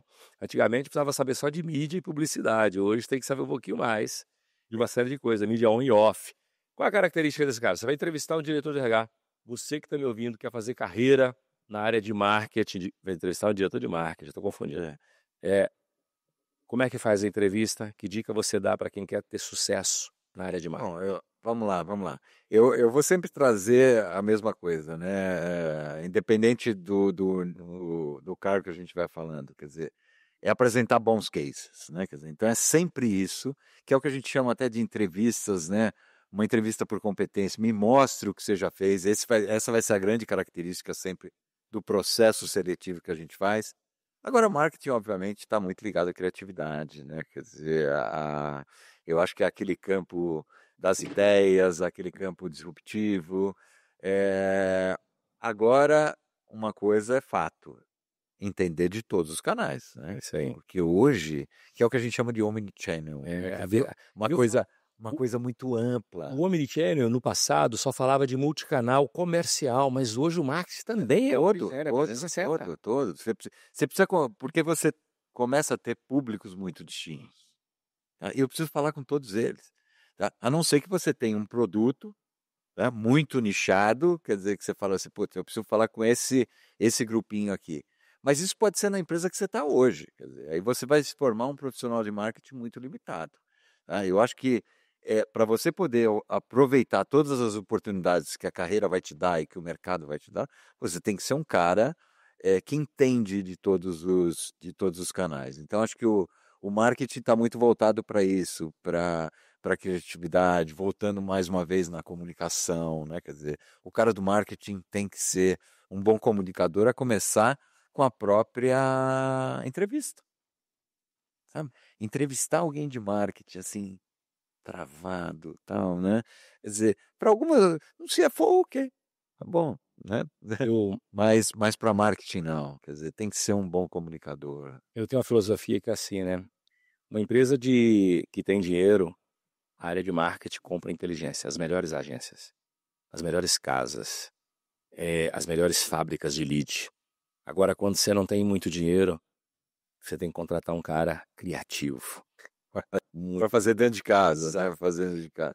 Mas você sabe que, mesmo que você contrate, quer dizer, você contrata às vezes coisas muito fragmentadas, né? Eu vou contratar uma agência de publicidade, eu vou contratar uma empresa de trade, eu vou contratar uma empresa hoje, né, de digital, etc e tal. Agora, quem junta essas pontas todas, cara? Né? Que um cara. Esse tem que ter o cara. E aquilo, mais uma vez, tudo. o cara que saiba pelo menos fazer as perguntas certas. Exatamente. Todas Não, essas. por isso que eu tô falando. Hoje o profissional de marketing, ele tem... Tá bom, poxa, eu não sou expert em radio, ou em digital, ou em campanhas mais tradicionais, mas eu tenho que perguntar para esses caras, cara, porque eu que tenho que juntar as pontas. Eu que tenho que decidir quanto que eu ponho de dinheiro em cada lugar. Por exemplo, você pegou uma época, assim como eu, né? Mas acho que você foi muito mais marketing do que eu, onde de repente você sabia que você punha teu dinheiro na televisão e dava um retorno brutal. Cara, hoje quem toma a decisão, cara? Quanto vai para TV? Quanto vai para o digital? Quanto vai para influência? Quanto vai para offline, meu irmão?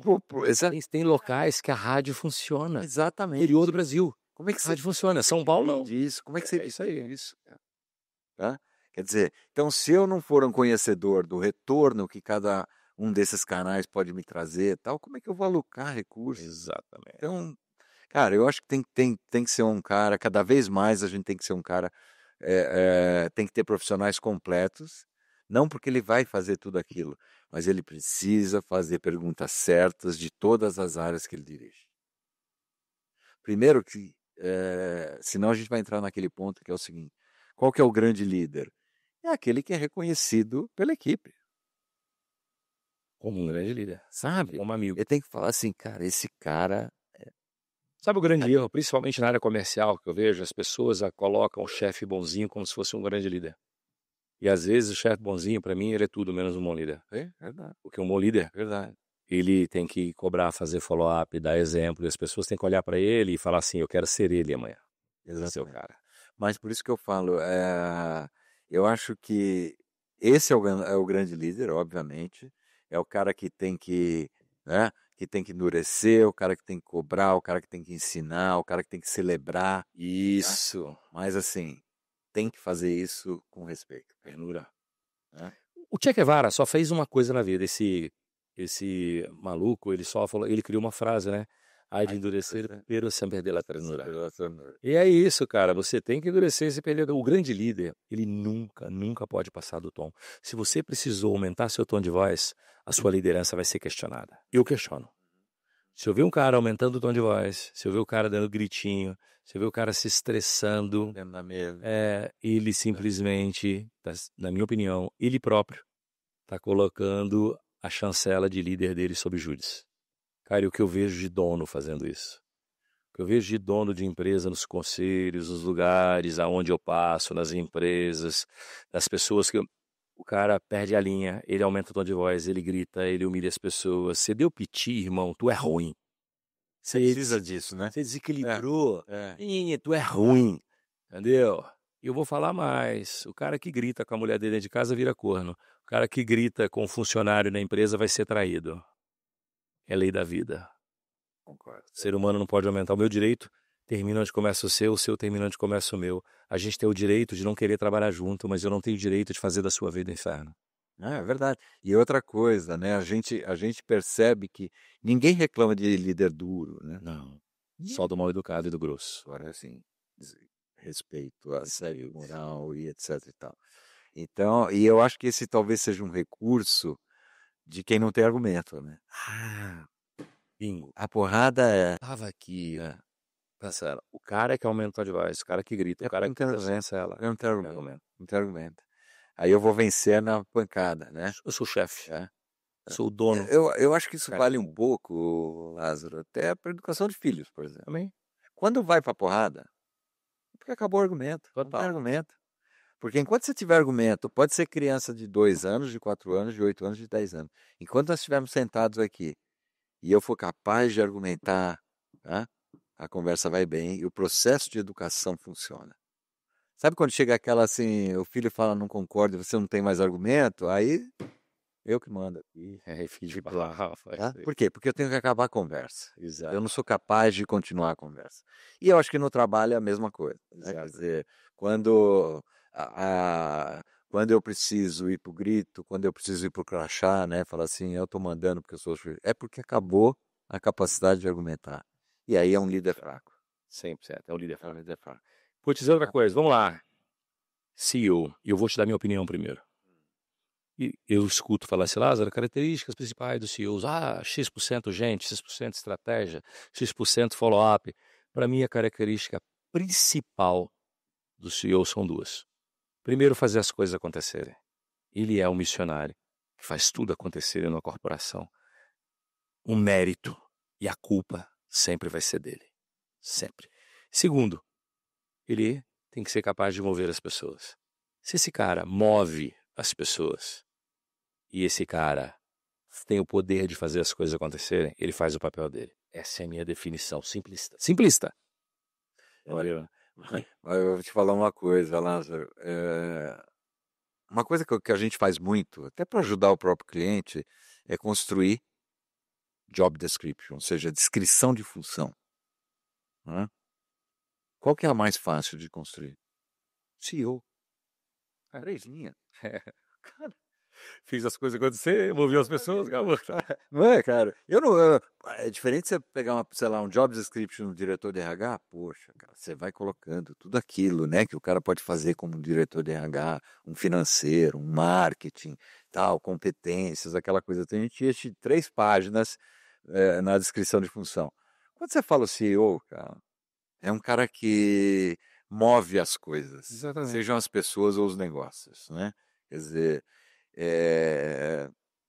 eu diria que é o cara que, numa pessoa, certo? Ele materializa qualquer tipo de transformação, né? Seja de uma empresa gigante, Rapaz, tá? Ou de uma empresa pequenininha. outro dia o cara tava falando absurdo. Eu não acho absurdo não, esse cara é muito talentoso. Me disseram que o novo presidente da Starbucks, ele fechou um contrato com quase centenas de milhões de dólares, não lembro o tamanho aqui, e ele foi morar, a exigência dele é a seguinte, eu não vou sair do meu país, eu vou morar no meu país, vocês é que mudem para cá. E eu só quero uma coisa, autonomia 100% para eu salvar a Starbucks. Vou tentar lembrar essa reportagem, só que Ele trabalha em home office. ele falou, eu vou ficar aqui Em outra cidade, longe da cidade. E se quiser e eles assinaram o contrato com esse cara, e os caras, que absurdo, falaram, esse cara deve ser ótimo. Meu amigo, se o cara tem um poder de transformação e ele conseguir transformar uma empresa que está destruída, ele é o cara. E alguém para escolher ele, dar para ele essa missão, não escolheu pela cor dos cabelos. Escolheu pelo talento transformador. E às vezes o talento transformador, você pode até não gostar das pessoas, mas você tem que reconhecer os feitos.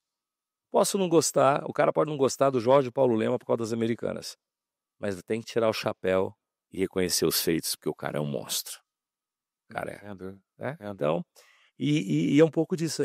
Então eu acho que até concordo contigo, cara. Job description simples, cara. Descrição de função.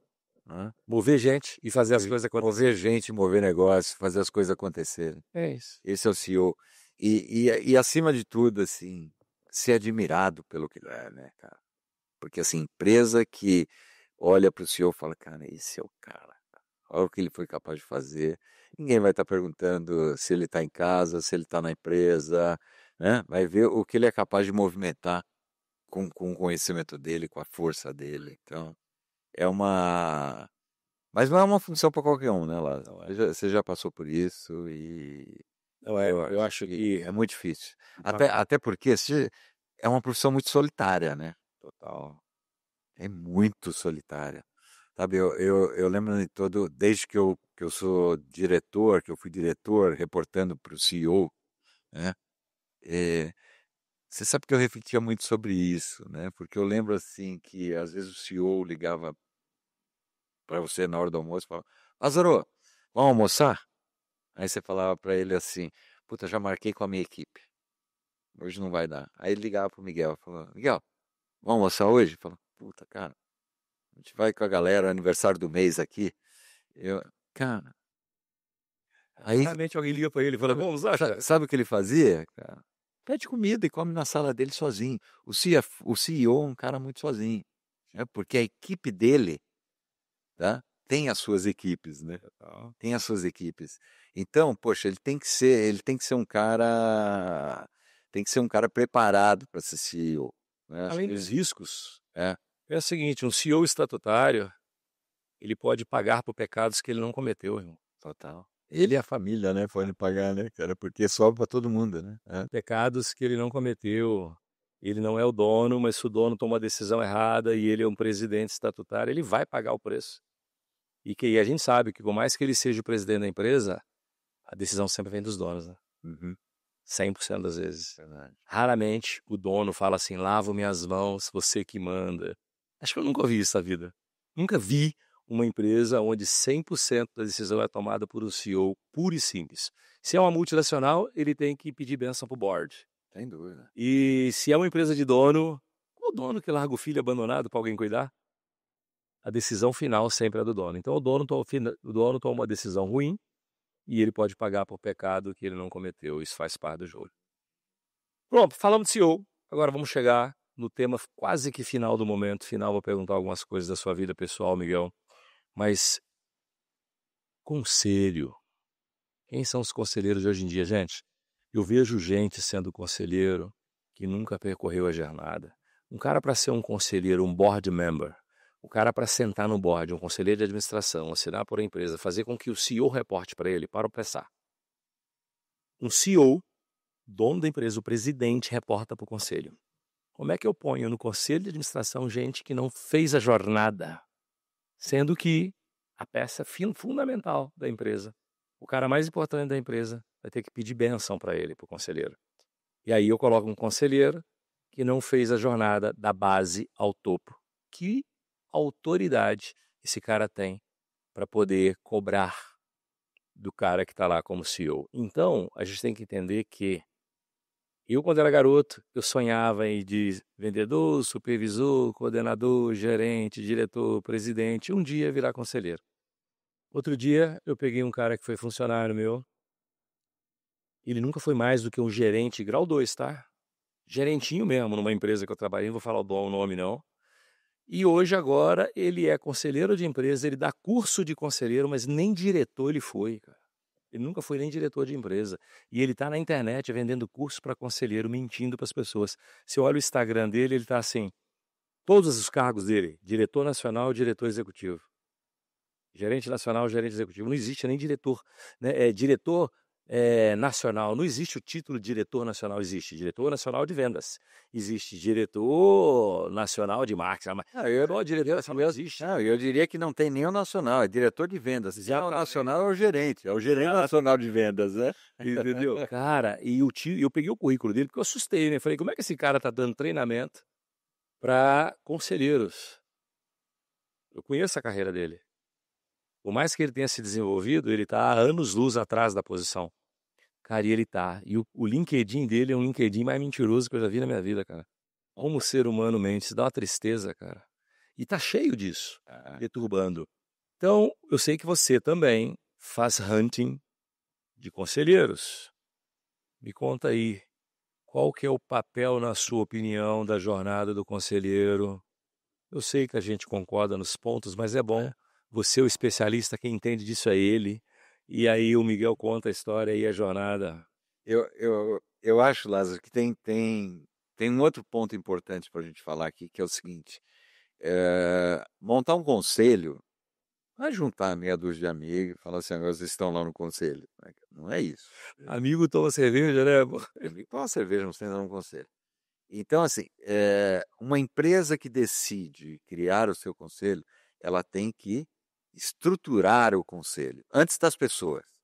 Tá? Esse conselho tem que ter regras, esse conselho tem que ter regulamentos, esse conselho tem que ter governança, ou seja, tem que se aprender a montar um conselho. Aí depois é que a gente vai colocar as pessoas dentro do conselho. Né? Até porque o conselho é o seguinte, ele tem que ter alçada. O que ele vai fazer? Ele vai ser o chefe do CEO, ele vai poder demitir o CEO, o dono vai estar onde? Então, deveria poder demitir o CEO. Tudo isso tem que estar muito bem organizado. E aí a gente vai para quem são os membros do conselho. E aí, super alinhado contigo, Lázaro, eu acho que o conselheiro ele tem que funcionar como um mentor. Tá? E na minha opinião, o mentor é um cara que viveu a experiência. Isso aí, fez a jornada. Precisa ser igual. Não, mas tem que precisa ser igual. Quer dizer, mas, poxa, se eu sou um membro do conselho que vou discutir finanças, né, no momento de discussão de finanças, cara, eu tenho que ter vivido aquilo. Né? Eu tenho que ter vivido aquilo. Ou se chega um momento onde a gente vai discutir pessoas, eu tenho que ter vivido. E lembra, tá, gente? Todo conselho se discute finanças. Exato. Todo conselho se discute finanças. Todo conselho se discute gente. Exatamente. É aonde você fala se vai demitir. Exatamente. É aonde você fala se vai contratar. Talvez o local onde talvez o local onde a gente mais discute sobre gente e sobre dinheiro. Não, eu particularmente acho que o conselheiro ele tem que ser um cara que foi muito feliz naquele tema que ele está lá para discutir. Exatamente. Tá para dar palpite. Dar conselho. Exatamente. Esse é o negócio, para dar conselho. Eu tenho que falar, cara, não vai por esse caminho, certo? Porque eu já vivi situações assim e não dá certo. Não precisa, assim, você não precisa seguir tudo que eu vou falar. Mas você precisa saber o seguinte, que o que eu falar é porque eu vivi. Eu vou falar o seguinte, teve um cara que foi uma agência de marketing que trabalhou para mim, numa empresa minha, e ele ficava assim, Lázaro, me põe para ser um conselheiro de marketing digital. Eu falei, não existe essa cadeira. Conselheiro de marketing digital não, você pode ser um consultor de marketing digital. Você vai lá dar uma consultoria com a sua agência, talvez um advisor pessoal da área de marketing para ser um marketing digital. Mas precisa ser um board member. Meu amigo, tu entende de estrutura organizacional? Não. Tu entende de que é fluxo de caixa descontado, DRE, projeção financeira, modelagem financeira? Não. Você entende o que é um business plan, planejamento de 5 anos, 6 anos, 7 anos? Você só quer entrar na hora do marketing digital. Não, velho, como é que tu vai sentar numa mesa de conselho para ficar falando de marketing digital? A gente nem fala de marketing digital no conselho. Eu nunca na minha vida discuti numa mesa de conselho sobre marketing digital. E você sabe que uma coisa que a gente tem visto ultimamente é assim, às vezes um conhecido, alguém que trabalhou com você, alguma coisa assim, fala, tô sei lá, 50 e poucos anos, eu tô pensando em parar e tal. Você não consegue, de repente, para mim, 1, 2, 3 conselhinhos aí? Você quer aposentar Não, ou tu quer... não, mas virou uma coisa assim, arruma uma vaguinha para mim de conselho, quer dizer, então eu acho que muita gente trata Super. conselho com muita negligência. Cara, conselho é muito sério, É muito sério. muito sério, né? E o que eu tenho visto muitas vezes é, o conselho é o seguinte: vou ganhar um dinheirinho depois de aposentado. Cara, não é isso. Não é isso. Conselho é um negócio muito sério, né? Mas virou essa coisa de carreira depois de velho. Exatamente. Arruma um conselho. Vou estar assim ainda, carreira depois de velho, para o cara fazer uma coisa que ele nunca fez. Melhorou. Pegou esse cara, eu quero, me ajuda a entrar, eu quero ser um conselheiro focado em marketing digital. Falar, não existe. Não, é engraçado, Vilas. Eu falo para muito executivo assim, sei lá, o cara ganha 60 mil reais por mês, né? Aí o cara já está mais velho, quer aposentar, tal, da vida corporativa. Aí fala assim, não, vou pegar uns 3 conselhinhos aí, 20 por conselho, eu vou ganhar a mesma coisa que eu ganhava. Como se fosse assim, né? Se eu falar o seguinte, hoje entrei em 5 conselhos. Eu tenho um conselho meu, que eu trabalho um dia por mês, eu ganho mais que o presidente. Não tenho dúvida. É se quiser. Não O tenho. Rial, quando era conselheiro do Santander, você viu lá na internet, 60 milhões de salário. É. Entendeu? Depende, entendeu? Exatamente. Só Mas aí é o seguinte, com essa coisa de gera transformação. Sabe o que parece para muitas vezes? Que é um bico para aposentado. Conselho não é isso, pelo amor de Deus, gente. Pelo amor de Deus. Conselho não é isso. E nem pro cara que não percorreu a jornada e aos 30 anos quer ser conselheiro. Não. Cara, eu escuto, tem gente que me chamou no Instagram, falou comigo, cara, eu já passei pela área de logística, eu tô com 32 anos de idade, queria me dedicar a ser conselheiro agora. Eu falei com ele, daqui mais 20 anos a gente volta a conversar. Quando você fizer... Eu já passei muito isso, assim, porque hoje tem gente que chega numa posição de diretoria muito cedo, né? Muito cedo. 30 e poucos anos, pode ser um CFO. Você fala assim, tava pensando em ir para algum conselho. Fala, Calma, irmão. calma. Né? Quer dizer, tem um caminho a ser percorrido aí, tem um caminho a ser percorrido. Quer dizer, eu acho que conselho, de maneira alguma, pode ser tratado como o bico do aposentado. Você sabe que tem uma empresa muito grande mesmo, muito famosa no Brasil. Eu acho que 9 em cada 10 brasileiros conhecem essa empresa. Por um acaso, um dos herdeiros, eu conheci eles, né? E ele chegou perto de mim e falou, cara, queria muito você sentado no conselho da empresa. Quem toca a empresa é meu pai. Eu sou um executivo e meu pai é o dono e a gente montou um conselho profissional, tal. Queria que você entrasse no processo, porque, você vai contribuir. E aí eu fui conversar com o pai dele, eu tinha exatamente cravado 50 anos. E eu contei minha jornada toda, falei, meu irmão tem 50 anos de idade, mas eu tenho aí, 14 anos como presidente de empresa. Além disso, dono desses negócios, eu fiz isso, fiz aquilo, contei tudo para ele. Aí o senhor, que já tinha uns 80, olhou no meu olho e falou, cara, parabéns. Mas para sentar no meu conselho, você vai viver mais 10 anos. Continua nessa velocidade, não desacelera não. Continua fazendo tudo o que você me contou aqui. Daqui 10 anos eu te dou a cadeira. Ele falou, não estou te desprestigiando, é que está faltando pouco agora. Você tem 30 anos de carreira. Quando você completar 40 de carreira, e detalhe, mantenha essa mesma energia. Se você chegar aqui aos 60 anos cansado, eu não te quero não. Mas eu tenho 80 e eu montei esse império. Os meus conselheiros têm que ter jornadas parecidas com a minha. Então, daqui 10 anos tu volta. E ele faleceu. Entendeu? Acabei não voltando lá mais. Mas é uma empresa que todo mundo está assistindo aqui. A cada 10 pessoas, no mínimo 9 sabe quem é. E é uma empresa de muito sucesso. Talvez por isso.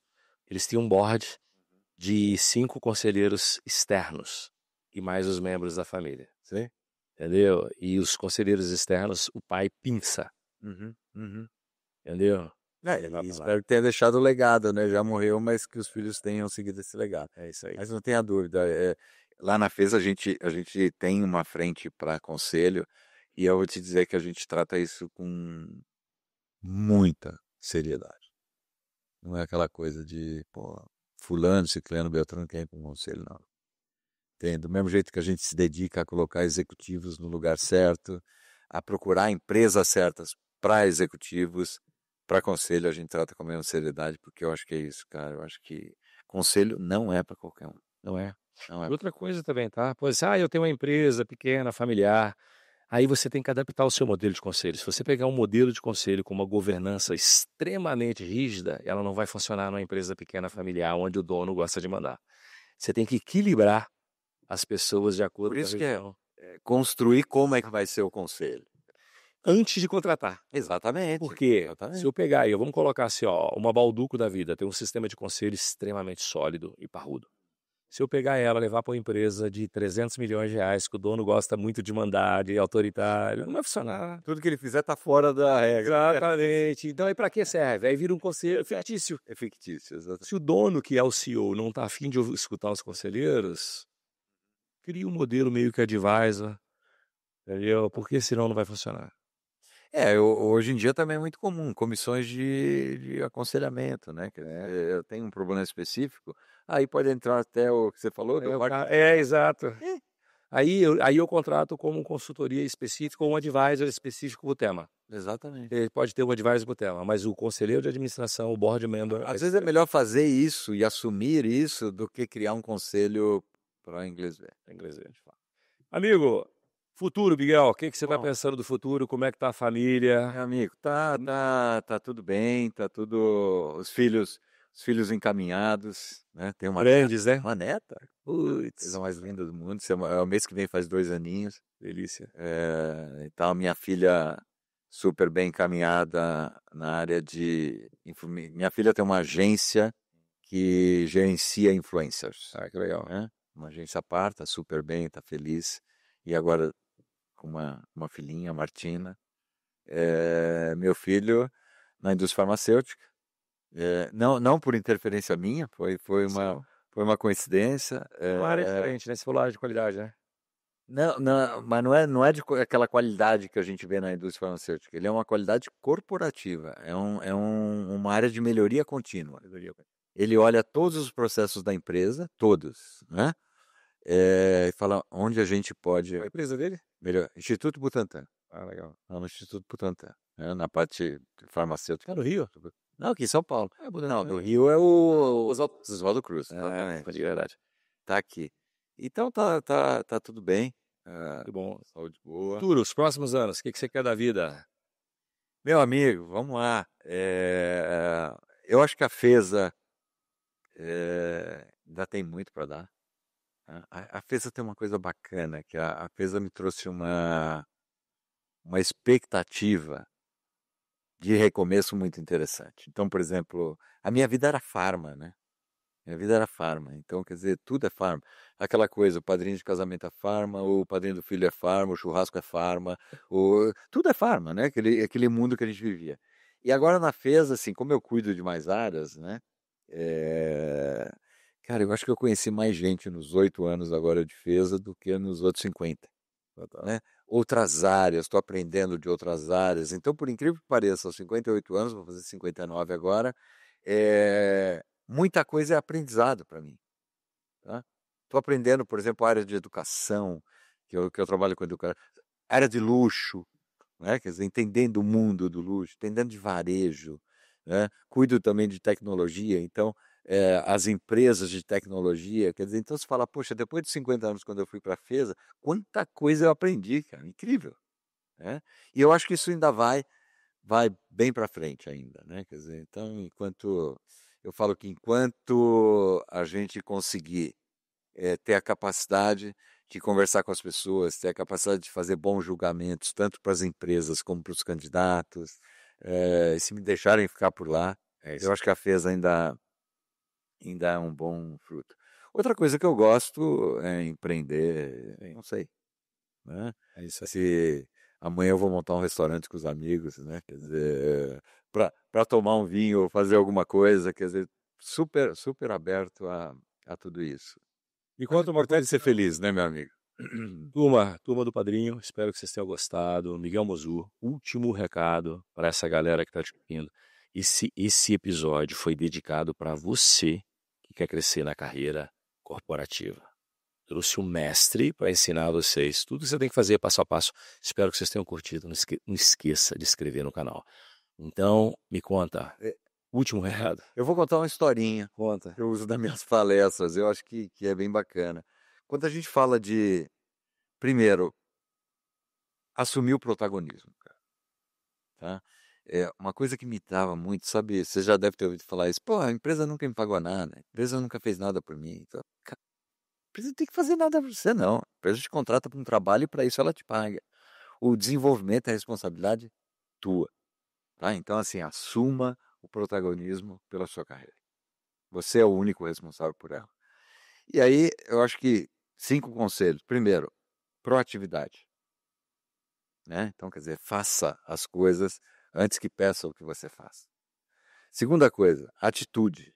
Né? Então, acho que a gente tem que ter sempre uma atitude de crescimento, de desenvolvimento, de trazer as coisas e transformar as coisas cada vez melhores.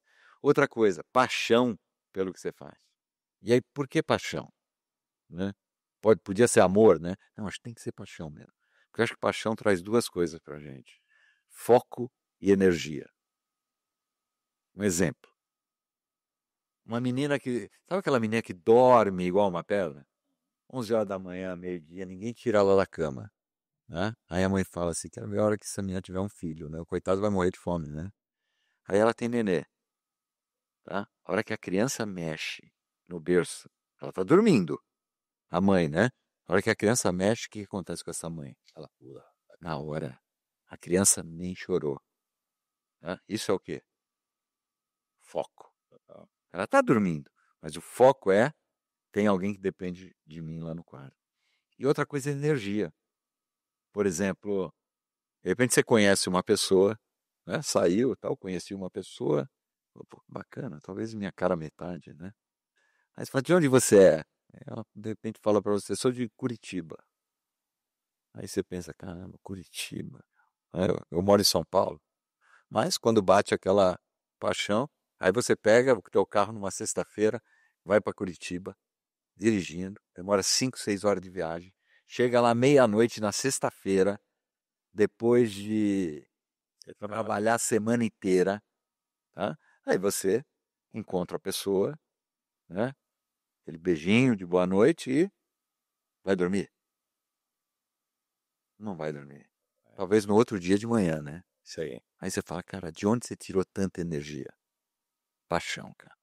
Tá? Então, paixão traz 2 coisas, quer dizer, foco e energia. Então, acho que a gente tem que ter paixão pelo que a gente faz. Né? Aí a mãe, na outra sexta, 7 da noite, chega para você e fala, me leva lá no shopping. Você fala, mãe, pô, trabalhei a semana inteira, cara. Exato. Agora eu te levo no shopping. Exato. Então, assim, essa é a diferença. Outra coisa é estar sempre repensando, né, naquilo que você está fazendo. Tá? Dando significado para aquilo que você faz. E se não estiver feliz, cara, larga tudo e começa de novo. É isso aí. Acho que esse é o meu conselho. Tá? Não leve para a vida toda uma coisa que não te faz feliz. Em tudo, né? Turma, então espero que você tenha gostado desse episódio. Espero que você tenha aprendido muito como fazer carreira, ter sucesso no mundo corporativo. Não esqueça, pensou em transporte, principalmente no Nordeste, e-commerce, Logplace, logística inteligente. Pensou em educação corporativa Capital Upgrade, quer reestruturar o seu negócio em todas as áreas. Gestão completa, Optimize Consult, entra no site. Gente, obrigado por mais um padrinho. Miguel, obrigado pelo carinho de sempre, obrigado pela atenção de sempre. Obrigado a você. Tenho certeza que você contribuiu muito para essa turma que está aí. Não esquece de se inscrever no canal, hein? E hasta la vista, baby.